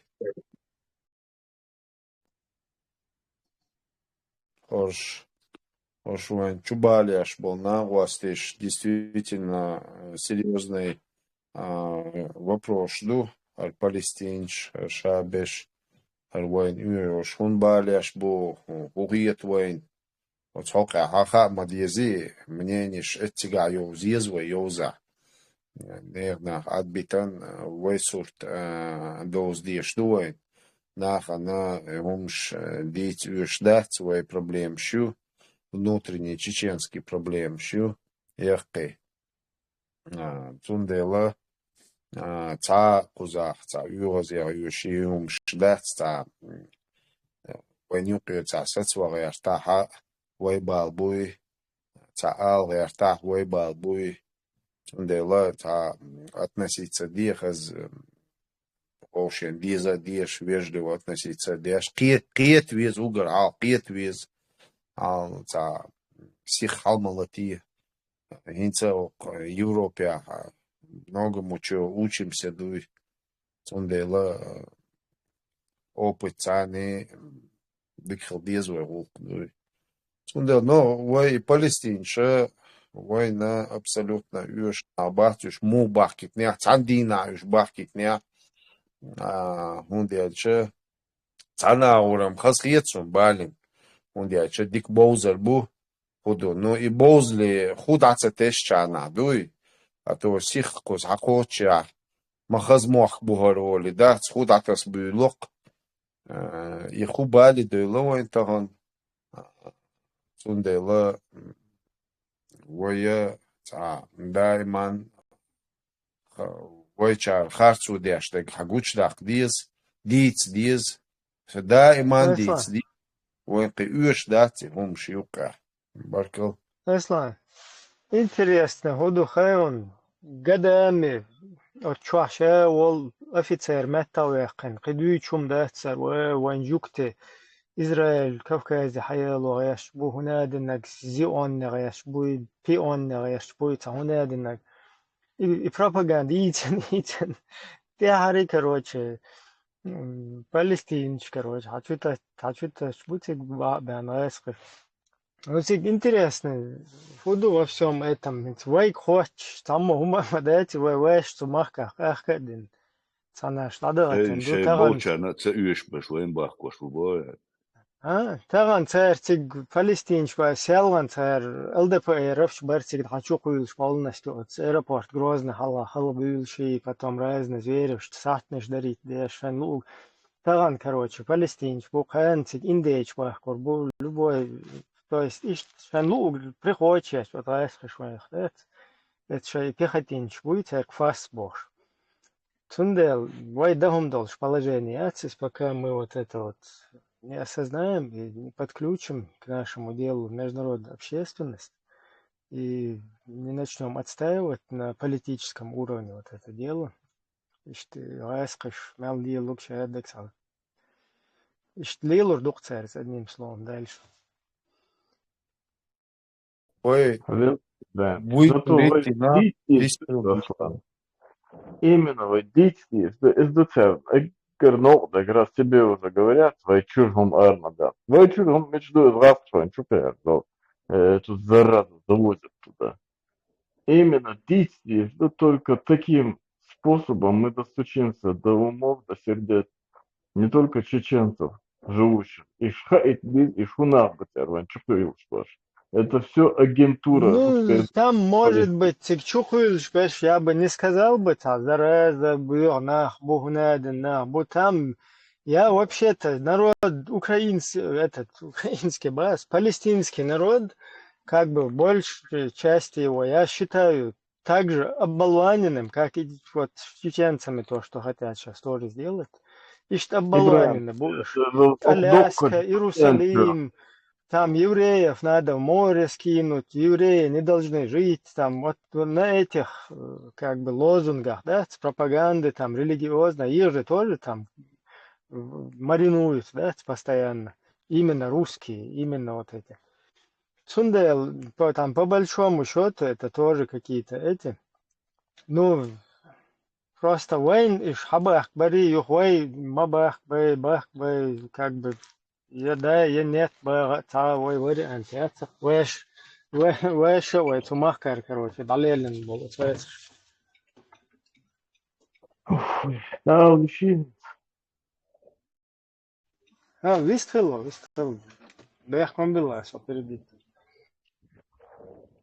Понимаешь, не в том, что они заразные, не заразные. Дело в том, что у нас и так этой заразы бородатых хватает. Без этих экстремистов и еще агентуры. Войнцер чуял, не цагаск чуял, тазарази уже. Вот там разделить дальше на секты. Еще вот этих нам там не хватало. Возможно, да? Именно об этом надо говорить. Садиться с духом, да, потому что неприятно это. Все туда уж так. Отцу.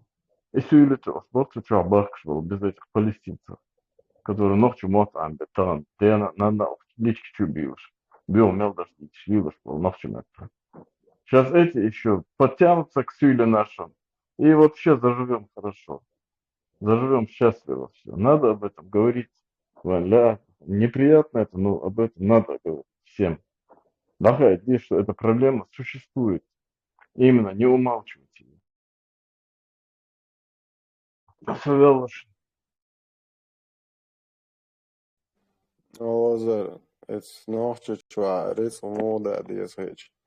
Jā, vieš, baudarbolis boja palestīņš, zažim sobrēgališ, teil dā ir bācis, tagad āšarā. Raz, durien ilšā bišķi ietar madricen, un ka Eiropā sen lauzur mabātis, pozām tašos to, ātā būtiš heto. Tašos, poli, cogan, kel mīrāhā, boja, qesun amagēt lauli, te matājot, pozā. Ca krajnji slučaj, šeš dukhalč urstu, ca qecer dešum, da se jāmarto, jā, čēc, jā, da, sono vēļo, idocer, ويتعهم ديلدا إيش بيشتو وتوزن زعجن سانيسهم تدلا شو تتعور يسيخ مالوه بوكسوات ديش دي أبوي بوكو شريز بيروال. Да, я успокоил. И я сам не люблю вот эти пессимистические вещи. الغزلور أسوأ سلوزنا بو أولازر هردك دنيا عيدل تنتخ وقتا إتشيتاح ويتاح شي زودر شي قصان همون سانيسهم تدا Dēl dādu cēn ir šēdul aidal, te hoa či daudz nohč bišķi to soveri nūcu no dēl dāu, ieteo. Hoq ääriens ma tuuhi cēn, iš duk bolšā oile. Pristē dieši vai cā ābēkan cēri homlielič, dēls ma bujuši. Dēl dā čo bišķi ietradu cēn ma sittas. Karoči, her zēbari ēcēli, te tā oruq cēl cigar. Ihir dukcano, iš mial duk bēkči, milion bēkči, bet tur ma bāciš nohč. Не я сам об этом говорил, просто основные гандейцы Аслан, моя Солхал, Ибраим Алхал, он же сказал, чургум ар мадах, да, свои. Вай чургум мадах, стаина, война хочу бёртен. Там сыгу, арбуш, имати и Алаза, дешо дала, худу хандо, перед миром, дается, прихоту, шбуаспе, аусиш, короче, аршано дешпуэл, нохча, калтхол, шбуише, дага, это дыня, дагоич. Oqa dünya dur ezdoç короче atiedo harcoyna etst şunaq baba ortbina şunaq bäq bu hin şunaq ashtasos ba qiyacha soltsebiç sabol boş просто de oqa vasqe şabat rasi balin baz dagestani nochi chu wabok bu просто de odeyash bash mulshkhulich bu awsish oqnahan это же шаш дат бо яцик бон оца дина капутин денеж дена $1 миллиард ахчи герди оапесен Давай, короче, долго зажим отвлечь собак, короче, долго свинцу, короче, нахца, герста, ёх движения мои, до панда вац, китайский, цу, короче, давай пальцы будешь на вас. Все $1 миллиард, рам до абок, да, ще ах, да, ох нахса, да, полару, короче, вообще лерта вац, Амо этни уж, и кием хуяк, что чуацин до пустыни, гол чуан дейл, да, церчин, хулури мой чуар. Просто, да, я. Сэр ходы думаю, чувачи. Короче, бог форма бойха кегуашпек мадердич. Аз бо инахтеги просто специально балим, бо приготу уж бою о. Осиш, аж води аж бою оле. А нохчи цахом карадоти уже шалерда. Адам дат, ажим кварт бобяш. Аз кей американец, китаец, немец. Милла киетвиш, мой нохчи, паспорт дат, посольство яц, гражданство яц. Просто это ночь, ты модули да, так холмо языцер официально ночь рома вистуш. А окарас шипон системе да хватит леч субъект мой субъект Российской Федерации. А просто это ночь рома к цап хо проше до солте адунен. Россия и хацадизи. Бо короче. Сана ок арианс движение акчи телевизор шо гойчки нишон кар. Чеченского происхождения. Уроженец, фанадин, Чечни, ол цаагуухум бич. Уж цадикхум да ла россиянин, он один кольцено. Просто представьте еще ситуацию, да, ючек. Солнце, короче, Адам самдола уже, самдол ханукар. Хемух объяснить тогда соны. Цаха аршадег, цажима кварт бобел шолчен, аршал систем гушу, инскара телефон, уазнесан он, غير телефон, а не избалан хажича, акиятам айхо шанс яц. Ютам гнавенинам. Айх лохерг, айты шо цаца. Цам баттан шин баттан. Оцазанет волчен ханса холон раз эта ситуация хаж. В том моменте цам туман тенисвич, айх лохо серьезно. Цам пуч бетошо гнесла ушт. Хотя ошибут мобайлан, я хочу мол хозам на кайл дюч саха, хума да вообще шанс я хозам на, короче, хум далеч был. Орш видео спектакль шло, дабоуч, шокер за дабоуч долго. Стензи моего дня для лайвич. Просто дезинформация, охцунде, шуар, разные вещи. Окуза, ингушети бигнейте, аша, таем. Asun boğaç, yaşa, Sigse begneyim sa, son Dagestani, içokuş. İnguş, akuz, albarka, ve belaki, ve çoğuş, bizboş, arada, митинг, yaş. Tik, bigan halkın Afrika, jo, što vuno, seksajan sročna, efenal, signa prate, just noće kome, hok Europa, melle, gojakan. Šveicara välja suunsa Afrika, каждый урме, боса, кранта, рюинсам, ценам, це юж водоснабжение, каждый урме, я кандоль халдеской цен. Kuzur, nafçı zudeli bir oldular. O seyret adam yıkıdım seni, yıkılıyor ya. Elda alazar, hani Edmund Berg'te bul dēlam, son oksā dolce dēl, qobal dolce, redaggar. Delher madui cena. Nu asbo gudu doga, qāqāgak švart nāh bu invalīč, bēršdolš, bolnīč kulīl, švartja, bārzdel, nohču qāmdu. Просто дел, ой, hodēštu, harča, šien, fažim čusuma en hodoga, arbočo večna jelsmaņā, dājazvaš donē, skaidīcen, šeš hododieš pol nāh bāc, представь, mili ev, markš hajaqluš dēnieš, ješ taņā bēšboč, ašnašdoš boš, šeš nesam dēļ, Хотя хажса ога лохигар зена вегар $1000, $3000, евро, чуатас.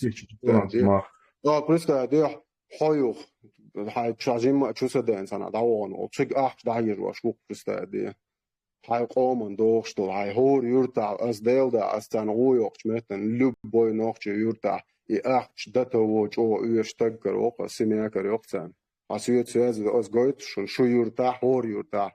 Шон ицаха года диеш сегуй €1000 просто аж дайч дат до того короче ну хазнея сон окер дош ночи семья шупа шуду €1500 дуйбо экран $200-300 это снегаш просто забел да елжан окер шмой окан да €1000 €1000 дуйба кизан кошту сесетленский столунах это $500 потолок. День работает. И они копают получше, чем экскаваторы эти земли Шунгенов. Я смотрю эти передачи про Африку. Там они за €2 в день работают, и сзади они так шахты копают. И вглубь, и в горизонталь, и вверх, и вниз, и влево, и вправо. Татун, да, африканцы, он лучше это. Колоть, говорю. Это однозначно. О, да,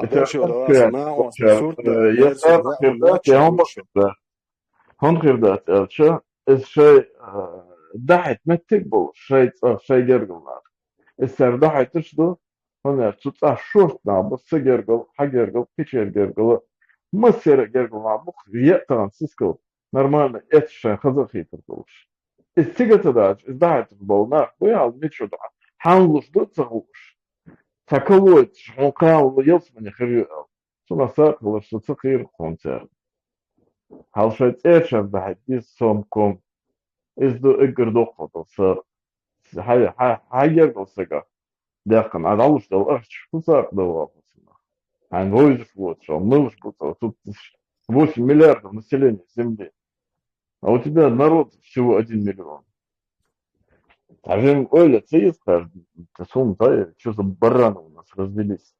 Я понимаю, безграмотная, но мудрость жизни же должна быть, а вот грамотная ведь, он щедос ездится, а? Мудрость жизни-то у всех есть она заложенная. Это же кошка, Бог был, без любой сыгу. Зудя, да, бешу, да, беда, молодцы.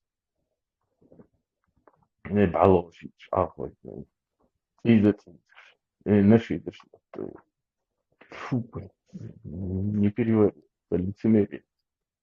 Цабеш, Ну, цабеш, бяхмобилаузе. Цабеш, суфикш, мабу.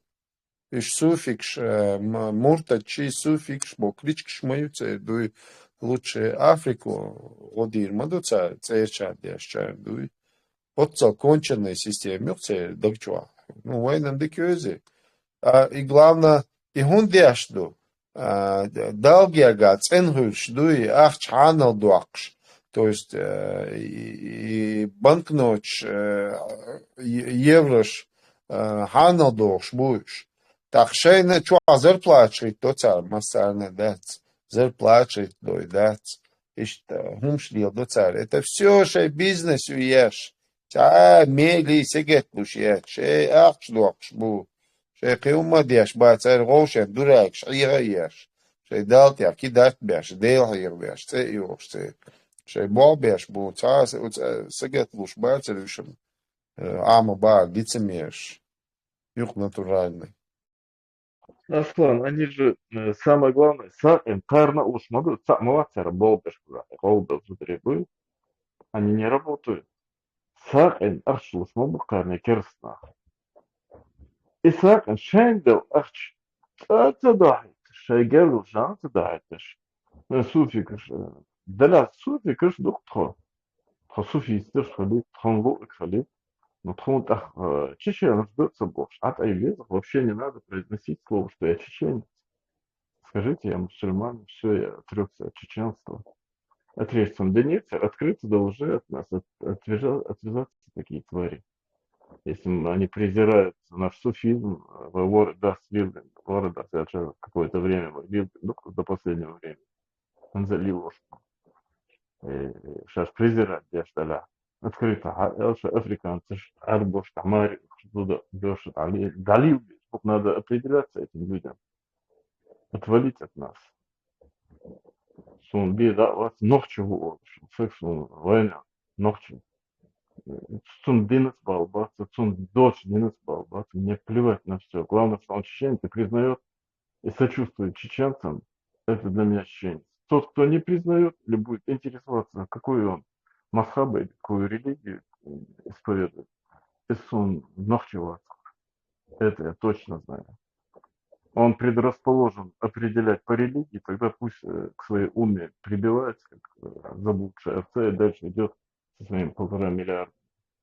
Мы как-нибудь обойдемся.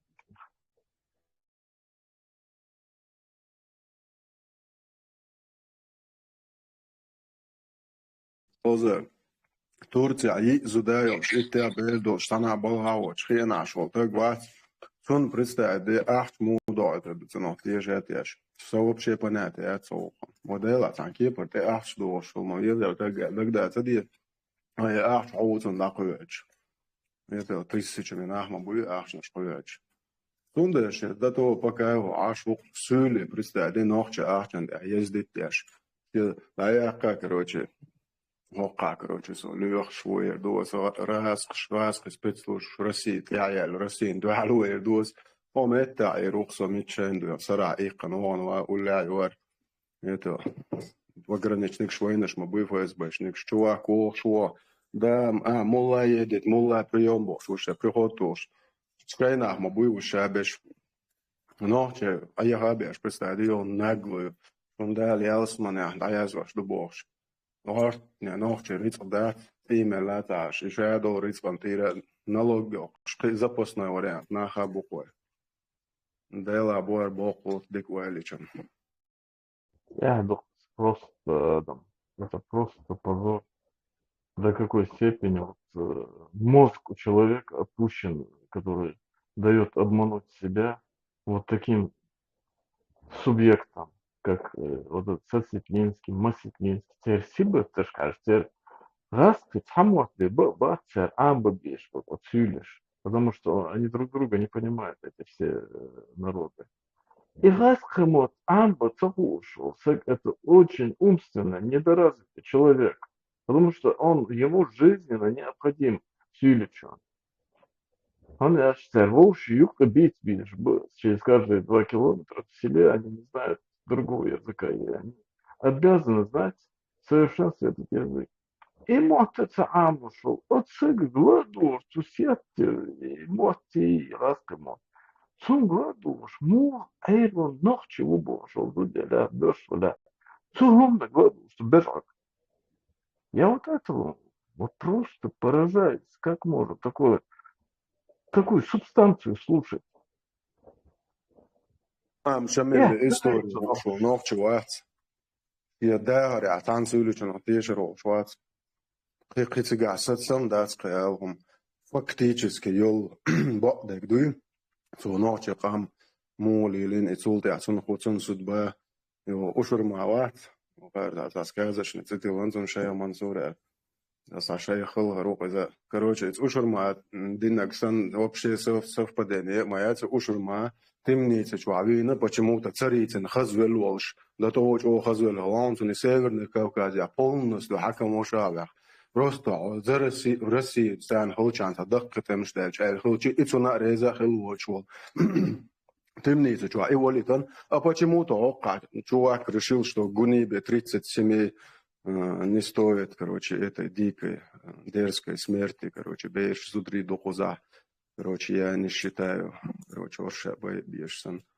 Меньше, короче, хавьерс бош, шин тух, шин бош мали, шин боерш бош, шибак бат, это дандер глеч мали, это наверное, цавирзен. Меньше дау, он представляет пенсии до, царские пенсии, цугана, нинслер. 100-150 тысяч минимум машина арта низок я юж усад биовега представляет хинслер резиденция лоха энчуак. Это типа 25 лет он бы нацун иштал дал қиялу элзун дал биқам бойлзун син нацун буэршдо садыч чурада итсал кенте тяхит набош итсал кенте атбитан юлел дайони ол бич. Это если تسألت تعسولي وقت هنوخي وقت يجي تسألت Мел нохче зубери Испания. صرخ داجن دايون يل دايل قيال ليلسون يتقي يتشنول دايل قيال تون دكهم أو تشنول لا حق ضل دايل جاش دول يدو يقيهم إردات سويتن يبغى قص Надо, истории с настороженностью выстхали шок дائм Машу, нохче мот бюшвал, сюли чуйбем и поддерживать вируат, но цен нохче чуй. И так сунам цаги нсайхан чуа, нохче чуй, и шемел поддерживать туеш. Ой мот бюш болчер, уом и поддерживать, қисунца, баудек дичец, дин хок айшца, аех белчера виру, уом تان هنس وی هرون دیت دویل دل چانی ملجو با بیش بخیون شبش هنس ای دموکرات بیایوچ سیکولاریزم بیایوچ ایتس تا مردینا ابو تا سلیمی ابو داود یلو تا نیکیل شوی تا نواستوت ابو زيد كان شو سيكولاريزم على قميل ديش بوش ده سنت وين دو هال ديش دو قميلش ويقولش دولار يا ديمقراطي يا سيكولاريزم بقي قناع ما بحثر شيء راديكال بروباغاند شو يش حبوش ما بريش شيء بارات ويتان اشترون جديد دول دلت احق انس любой ценой ديمقراطي سيكولاريزم بيخي يشيس شتواقين السيكولاريزم يشاشو إذا تا السيكولاريزم تا بيوخ داقة بيوخ داقة دو إباش تا دو تشوق ده ترس باش بيزمن شو تيميش برقي تا ديكلا تدويرس تيل كروشي إشت بابيش بوش داق политик юқинс табайла бош бол наха تا اشتيشق تومشق تيش حلوت وين ما تان بليتك حقا حتام ديت والج ارع مسنولش ناوش نقع لا سا حتام ديش دايقا ميتاي بليتك ورتيناون بولقوي دقابل شار وت بليتك انا مو بليتك انا وين تقور دوي خم هاي وين بكا ويتنت بالخل خلوص تون قوار دات ويدون Sondheimlins i demokrati بيعيشتم السيكولاريزم الديني بوليتيك أدلنا خلي الشبوش دلهم بيعيشتم وابيش بخش سبون خودم بات شاو пропаганду делать Мурат, شيكون делай شوية невозможно сделать черным и черное белым. Иш мелчо гефтера, церцандек дахал, да, бюхтек санал, да.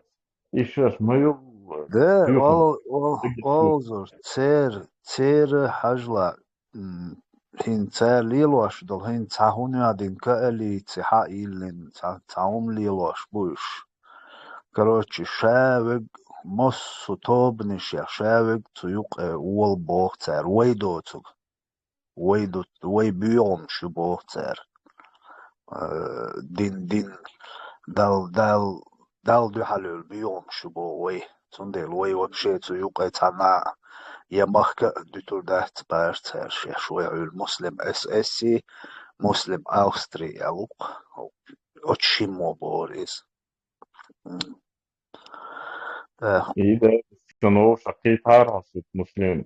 نو نيخ نو نيخ قيتم بات حكومة نسوي دوش دلهم دوي هو نيخ قيتم بات أتمنى قيت بيتش باتش تاقو بليتك يقع دنيا شوا عليل واشدل هم نيا دقهم شمدر دي تيشلش تسهل إذا بليتك ليلو كان خوش دو سو آلاشو مدرونش دي تيش تسهل دقا دلونش دوي Цундейл политикас байлбоц дейлиш ца безграмотный был дейли от чисто от религии эхойшин қицаннахум не хауш бош был нахцақиет адюч дол умшах шей страх лахтош побуешь страх чтобы над человеком управлять сперва надо навести страх и ялуешь и цундейл управлять да цундейл от дина цани страх الله توش دوي أدم عائداد دينشور عيروير وتام داو هنو عدي نقدير دو منو عدي نقدير دو ديمقراطي قوبو لحو ديلا وتام دوي قير مشتش اشتلاه توش مبوي ناخ سونديلش تقيت بيحكي تبيل تان هونديلش وي هيتيت بام دول دولدات سرقام يالدات До нас никого не было. За эти 25 лет Хармадаршин хуш беш саумаца улш. Ад инак цаш уй адамон ца шин ца элерн кюрши ца шин ца цэквалерн кюрши ца нагачи ца юкмехти галелерн кюрши иш ца адма айвой документштя. Цундел отстеха индол адам تان وي هرديتر خسراز وقيتر دات قيتر قيت أشنيس بو آنس وقلوا على الله يعلشت يوم دير دات شو ناختون ديو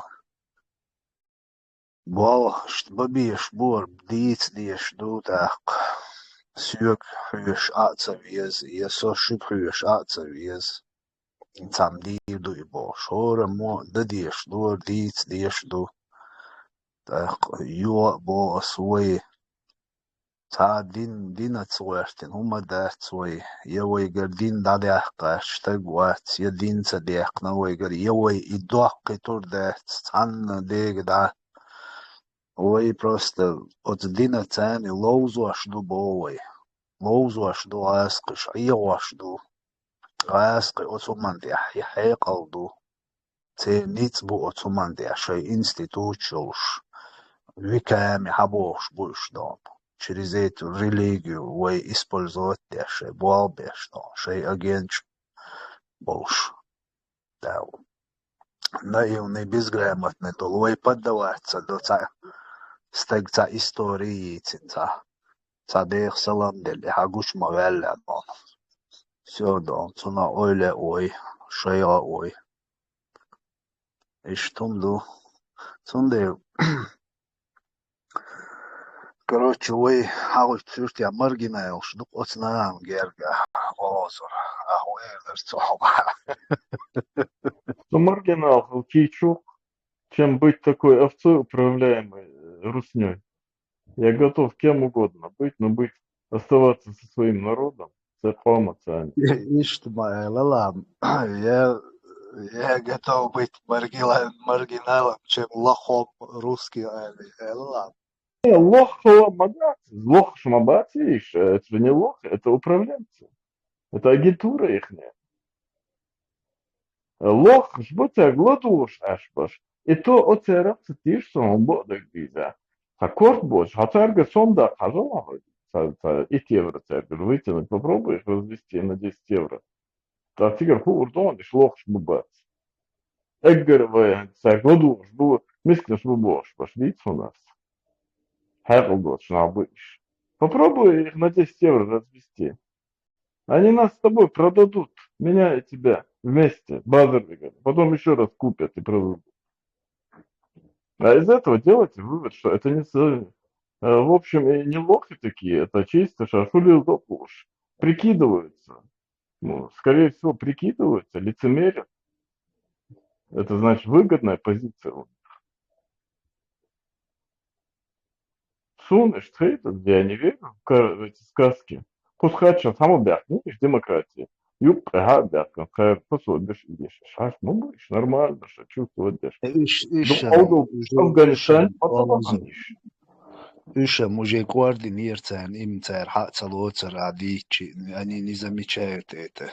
Хотя самый важный стег лилар цицун шадол, поведение, характер, скамил, шалгин шадол, замечают это, чтобы и так милу, насколько цену серьезно. Ну и он кар тергался до биеца еткан. Но шашин злило аж до Лунды, очень ценный исламский почал, там шариат хуату луш, дейлду аж давату луш, двагойли юлш букушинц, хади царя церг хащи, инц уэйдо цук шавек, короче, дейлду хуешу, дайла бог дешбу, и дейлду аж давату луш, энти буш, нохчи чуа. Ну раз, спроси у них, в следующий раз, где, что Аллах, Кремль, вы видите, Ашали, из высшего Аллаха.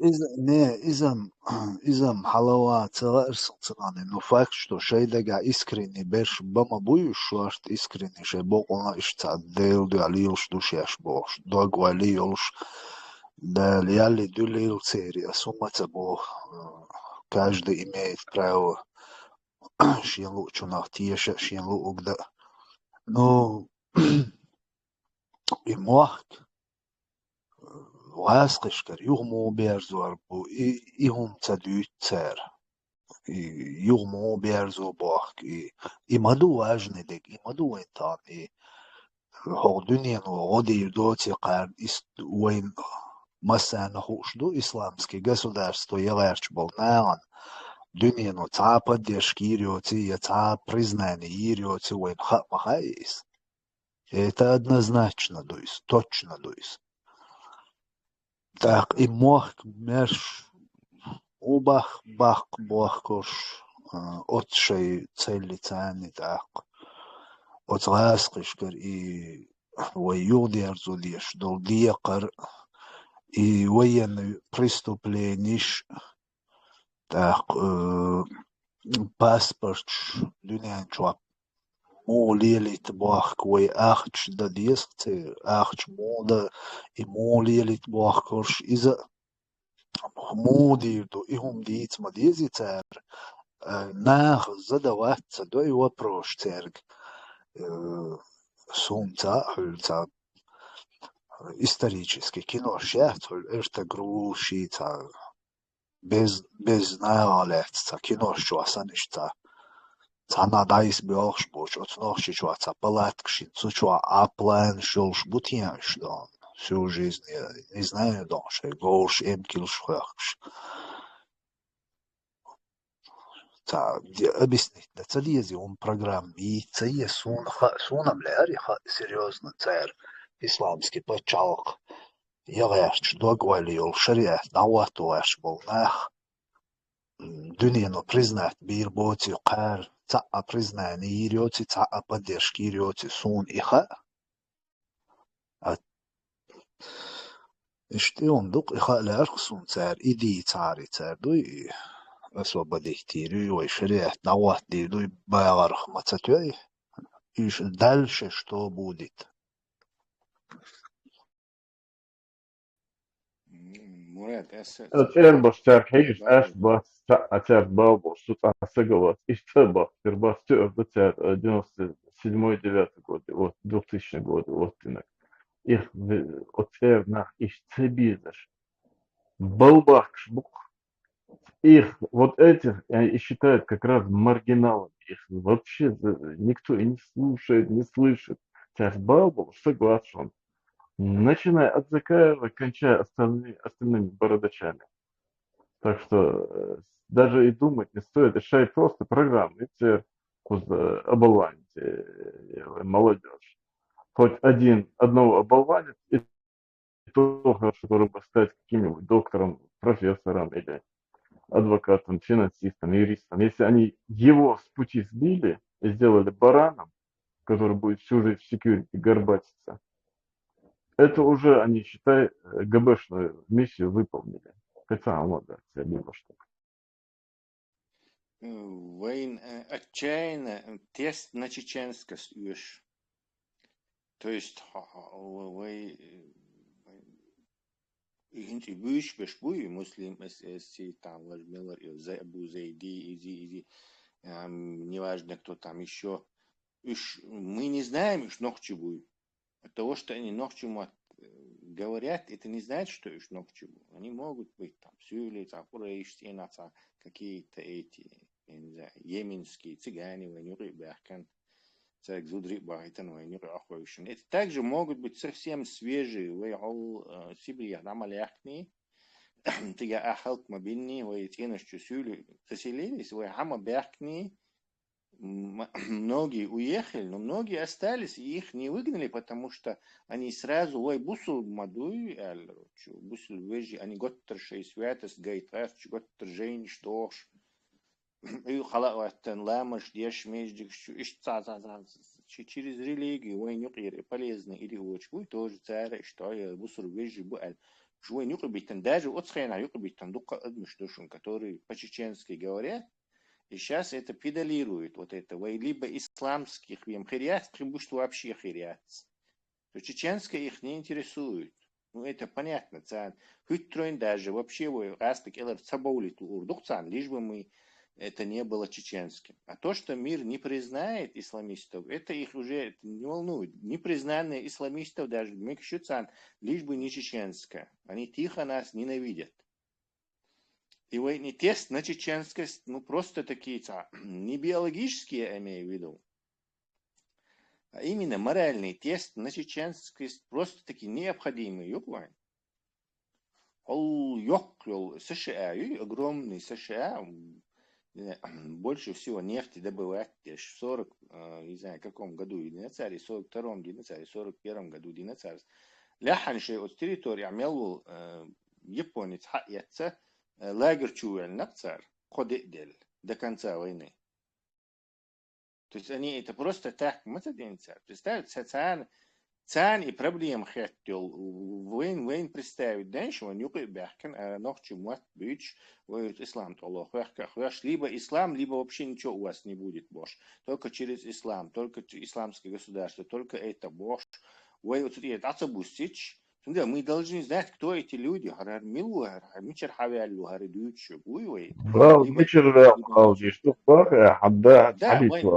Нам просто такие это жизнь смертельная. Ситуация жизни и смерти. Нам смертельно необходимо знать, кто есть кто. Нагаса ногчеваться, общий худует, зачем он нашу судьбу обсуждает, что мы должны, что мы не должны. Он вообще байлма, байтис, не собайл баться, а немцы мил царь, мил хорш царь, ягудо царь. Ну, мне любопытно и сожительница отражается дешел, интерес хрюса, но я не могу им чешу мусульман шхелдези, буддист шхелдези, аж почал, только измер. Бой садается царюка. И сенно у этих людей нет никакого морального права нам навязывать какое-то исламское государство. Он делал война. И сразу ты решен и душок, когда адмишинг, например, это как все равно, что вот этого голову короля раздеть на сцене. То есть, какой-нибудь Абу Зайд, Абу Зайду, швой мусульманский, хвой делдеш, да, вот тут есть бош, сон ишца, ихаш, растельца, флажок, халауэтна, харнох чевачный, все это аудитория разойдется, да, вакан, понимаете? Это так, Войны тест на чеченскость просто чего что нам нужно выработать какие-то правила, но чего хагойч. Вот чего он психологию, идеологию, вот шиам защищать те шуи, шиам задик дик шуи, шиам почал вот то, шуи. Вот как израильтяне защищают свой Израиль, вот точно мы, чеченцы, должны вот этим показывать, что они защищают свое государство. Любой исламский, все это 99% подозрения гора и ушон, лазючик ушон, чечено говорящий. Так что-то не так душон тебя. Полезный идиот, свою хербу, но он в меньшем, я думаю, меньшем количестве. Да, Тесла, не столько надо будет вот это отстранять от работы в будущем сотрудничающих, сотрудничать, да не здесь. Сколько вот этих, именно, Бог, вы, вот это, что вы первое время, Кажется, будущее эти хача мадезва и мадува, мы так получится, что мы так и не достигнем этого будущего. По исламу вы хахшар сюли, честно говоря, сюли вы, мы один чуден, даже дина цунах табу и священная корова и на вы тут заслуги, деш кира, деш вы управлять деш был, вы почал цапулич, вы почал колледж и его хош, и деш, ваш деш, любой дискредитации ешь. Абсолютно враги швука войну внедрить ценен. И это не значит, что не знаю, теперь амниш воду и ждать. Это просто обычная ситуация, как с японцами и американцами, понимаете? Амниш обвинять, штат японцу, собак, есть собак. Это обычная ситуация. Подчал сам себя, инстинкт самосохранения у нации должен сработать. Нам нужен тест на чеченскость. По хубах. Если он вот эту барматуху ГБшную, православно-ахлюсунную несет, то автоматом уже мы должны выводить его из чеченскости.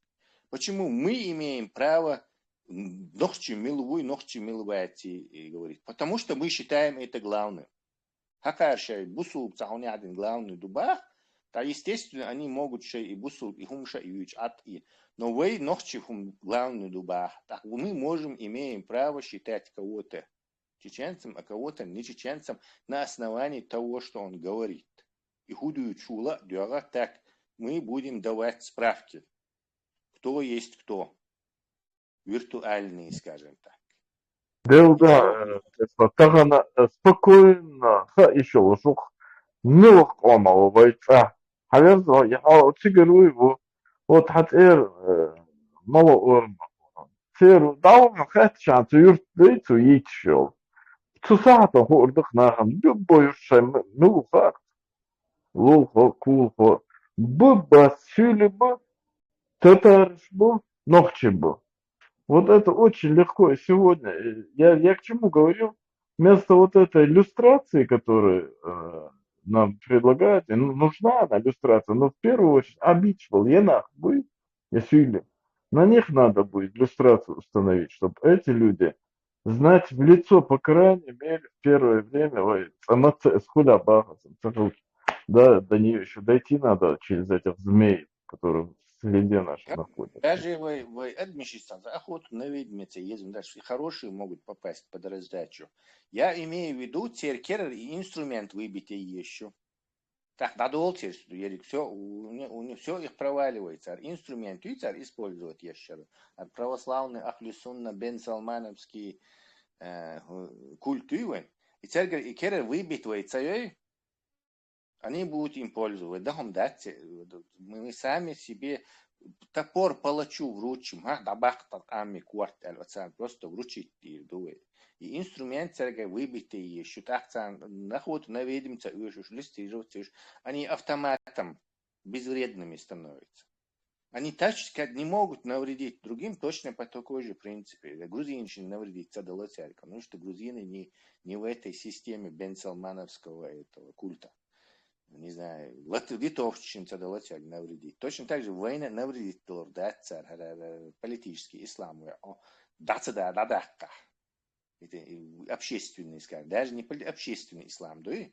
Или есть частный ислам, садин хабал, все, сиди на месте. А есть общественный, когда ты его кидаешь в общество и рулишь этим, и котел так, из ислама, и, короче, ты начинаешь делать из этого общественный ислам, потом автоматически становится политическим, потому что политика и общество это одно и то же. Общество, что в частную область задвинуть, короче. Никаких этих. Иначе свой лишь добить бир бушун царь. Потому что у них есть вот этот очень хороший, столетиями проверенный инструмент под названием ислам для уничтожения захваченных народов или подрыва их изнутри. То есть это лучших для душу. Çok çok değerli seri görüşün. Процентов на 90 çok değerli seri. Серж дайыллывайцан, приветствий дайыллывайцан, истории дайыллывайцан, пустыня хилдол хумш историю, вы хотите любой чем гуляха, чем у себя что-то происходило. Национальный герой дайыллывайцан, сахунядин туркал айлуй, вож айлуй, сахунядин агуй, валид малид луй бош, короче, иш герой бывает. То есть национальный герой дайыллывайцан. Теперь бедершет их квестеновые танцы, песни запретительные, мифологии запретительные. Все абсолютно на 90% уже цен дали душун. И теперь инструмент, даться в срочном порядке. Теперь гул хиллашу. Они изнутри уничтожили чеченский народ и, посмеиваясь, похихикая, короче, наблюдает наш закат нашего народа. Как нас И превращают самое в главное, Тесла, они на нас натравливают, наших чеченцев, да, силе, они пользуются, натравливая на чеченца, оболванив его, вот этой идеологией, натравливают на чеченцев. Это самое главное. Полезный идиот, да, не сами, в общем, чаще их уничтожать, что их это цакиешь, да, полезный идиот, чем бы. Сунде вас и полезный идиот, чем да говорит, что управлять что и пастух вышел, стадо садхахан, ты из ночи вачу вообще. Он такой-то вот, я не знаю, вот дали при усилении, хавиан, вы пустили баню, короче, их всех выгнать надо было обратно, они ограбили наш народ, забрали у нас всю собственность, вы понимаете, мародеж, мою. А им барбуси любой, среди нас расплодился сейчас, который нам какой-то бусил бдуе бош, военчу, дешчевый дель, доштавот, то дис, босакура, ич, короче, полностью дюни, дюхал, хума и отца гимерочи. Мы должны вот этот тест на чеченскость проверять. Именно вот, чтобы эти люди не слушали вот это, этих барановодов не слушали. Барановод, чушун.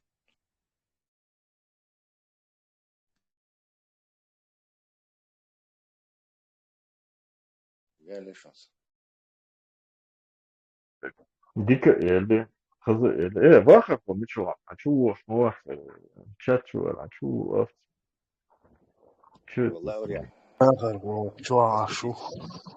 Ой, смотри, вахар, выступила.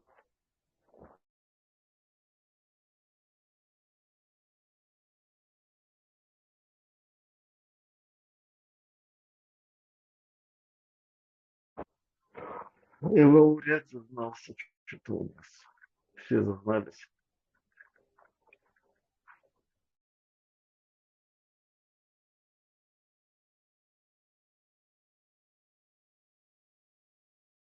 Вы уже 4,5 часа хоть долгуна. Аерзи, сурхуда, аерзи. Да, Или что перебор, Фихан, да, тут одежды школы, но мне кажется, все-таки надо время что соблюдать. да, да, что если важно, если вдруг не хотите продолжить, значит, ее тем хочу продолжить ее, уже если 4,5 часа, предлагаю на этом закончить.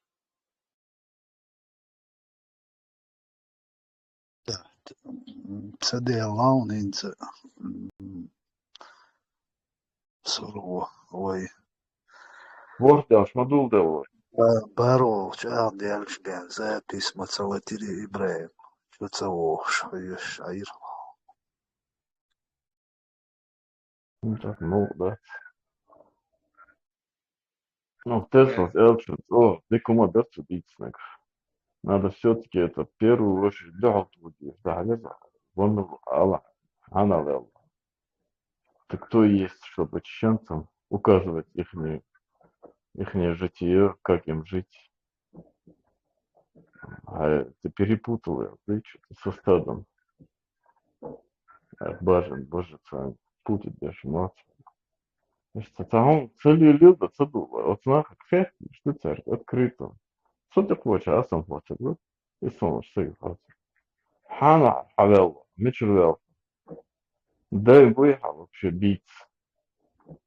Как оман. Херас, да эрн, да лир. Как оман. Хай мечрел. А сам хочешь, да? В любом случае супер качешь. Этих людей надо. И самое главное, да, хажу, Говорю, ислам чудес башала сюле. Говорю, открытый, ну, мабыш, сосетненский, масетненский, цана чукоза, чечел, сумхам цебел хода. Карандагина, ложь, Карфухалось, они что, действительно мы такие бараны, что ли? Что каждая мразь нами манипулирует. Олазар, 500 миллионов так гвац, лучше из людей вайтан, поэмар вайтан, да, лишь та. Внимание на шейн бохтер. Просто децаны абуэрштаг язуда целик. Поэмар анте хуата, ну, дваш, але и так, поступок, это есть шей тага. Вари да холч, мухардари. Просто де така ой ю яхтагет шей танат. Там шаш бода урт бой. Ю юэлахш. Жишан мичаго хацо просто де ока.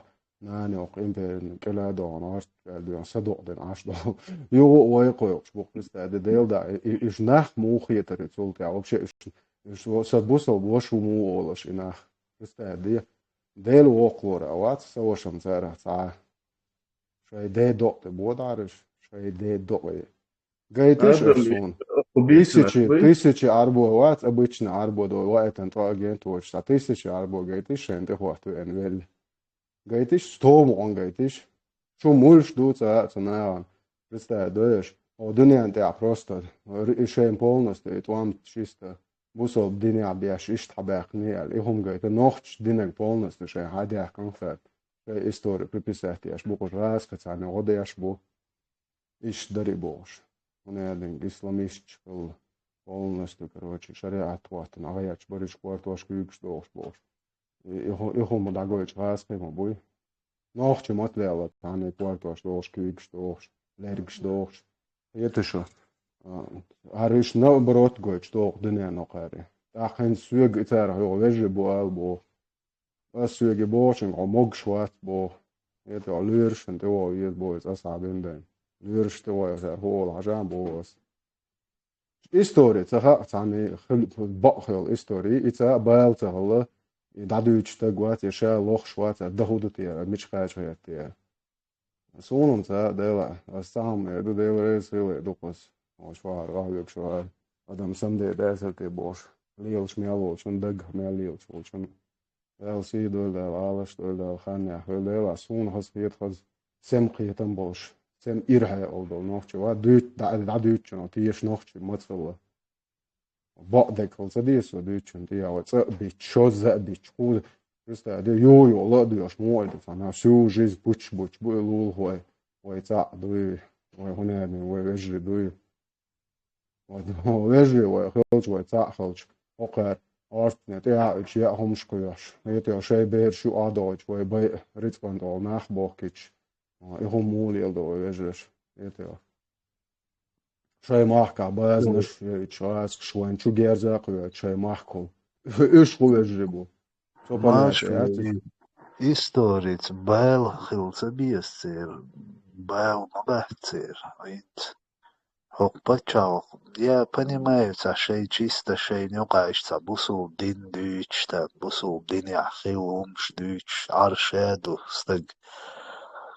Ну, теван хок маршрут, бьет яхюл, тыш пиццо талах, лилин дол хумшт, пример шелош, аш бол нах, цер, ху маршрут, юц, кияч ватсо, нах, новые технологии, медицина, телефон, интернет, космос, хейрбер, санар дуния изучать, бахш бу, шей почалк, шина цаш, вообще ох, шедик далаш, кил юкдакш. Хорш вой машон, паямарол, земна, лили, номшцены, пример шелаш, ашбук. Валашин. Так, Sunday Beres, даже, допустим, и мох, там, меша, бели, кида, худирду, хулилварду, му белбох, кам обеспечить, му да бог, почалк, му держать я бог, экономик, армия, бюджет, ша социальный, ша долуну лилу мадизицига, ош, там, асабу, Ishtin khiliri, otu isht el khiliri, bosh tish pizza talana lilindol. Tag mashian humayo, che gosh ya emkilsh ya lelbol na lilin umshnuch. Tünzani plechalkum, srauni otdesh ashbukosh. Mosu chach chwa mosu mehtia. Erni شش بقولنا مشروع بچال خلار دی اکوپاسی خلار دان سقام بچال خلار وی باش دو گویلیه شیول شولا خانچه یوش ریالنا سریوزنا دان هم لیلو تدیز حق یوروپیا آریانز هم مشروع نیوتیا بال بولش سگت دیش دغش دوقته توی شادر شوش دوچی и беш масит дек и биqa бел. Цац беш бу вообще конституцию, вообще яйца юж и дадела бош. Аж цату бю представди и дадела хинт нахиц бела войн келум юж бош. Хилерт я доч камел моди до конституции даела бо хукамелду. Тва паспорт срок даелч дакушма децай. Вован срок продлить, это яки айгмацая, ручка са ютилсте, ахмацая. Да вон паспорт, не вон церк продлить, дойч, кидек дойч, адек деш. Шица процедур, ишт паспорт, мадуик, а почалк конституции. Ца шеш будуется, ца и почалк, бо хума, ца вообще, ца хуй хаити цен оли қиет ойл хуксачца и хубог ду хаити цунаам шеш дүйч домш насколько серьезно ду имел важный ду ходинянчва любой документ имел важный ду ца цумах қиеч будет я шоли ца тысяч 500 халхибел хан чвасан ишца шен лучи даван ца лeh тале ци вахош ши второй территорию алишт амекши ишца хумш думет тиацен кверчва я не понимаю да 1500 талана лилин до умш цени тан пачалкун дүйч ашбук инах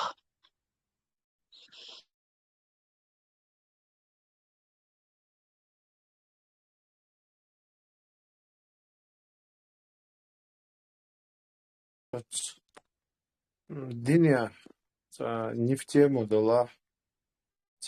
Уздиня верблюд езюти, хезерсон диня езю и больше. Цани хайшин мел механизм.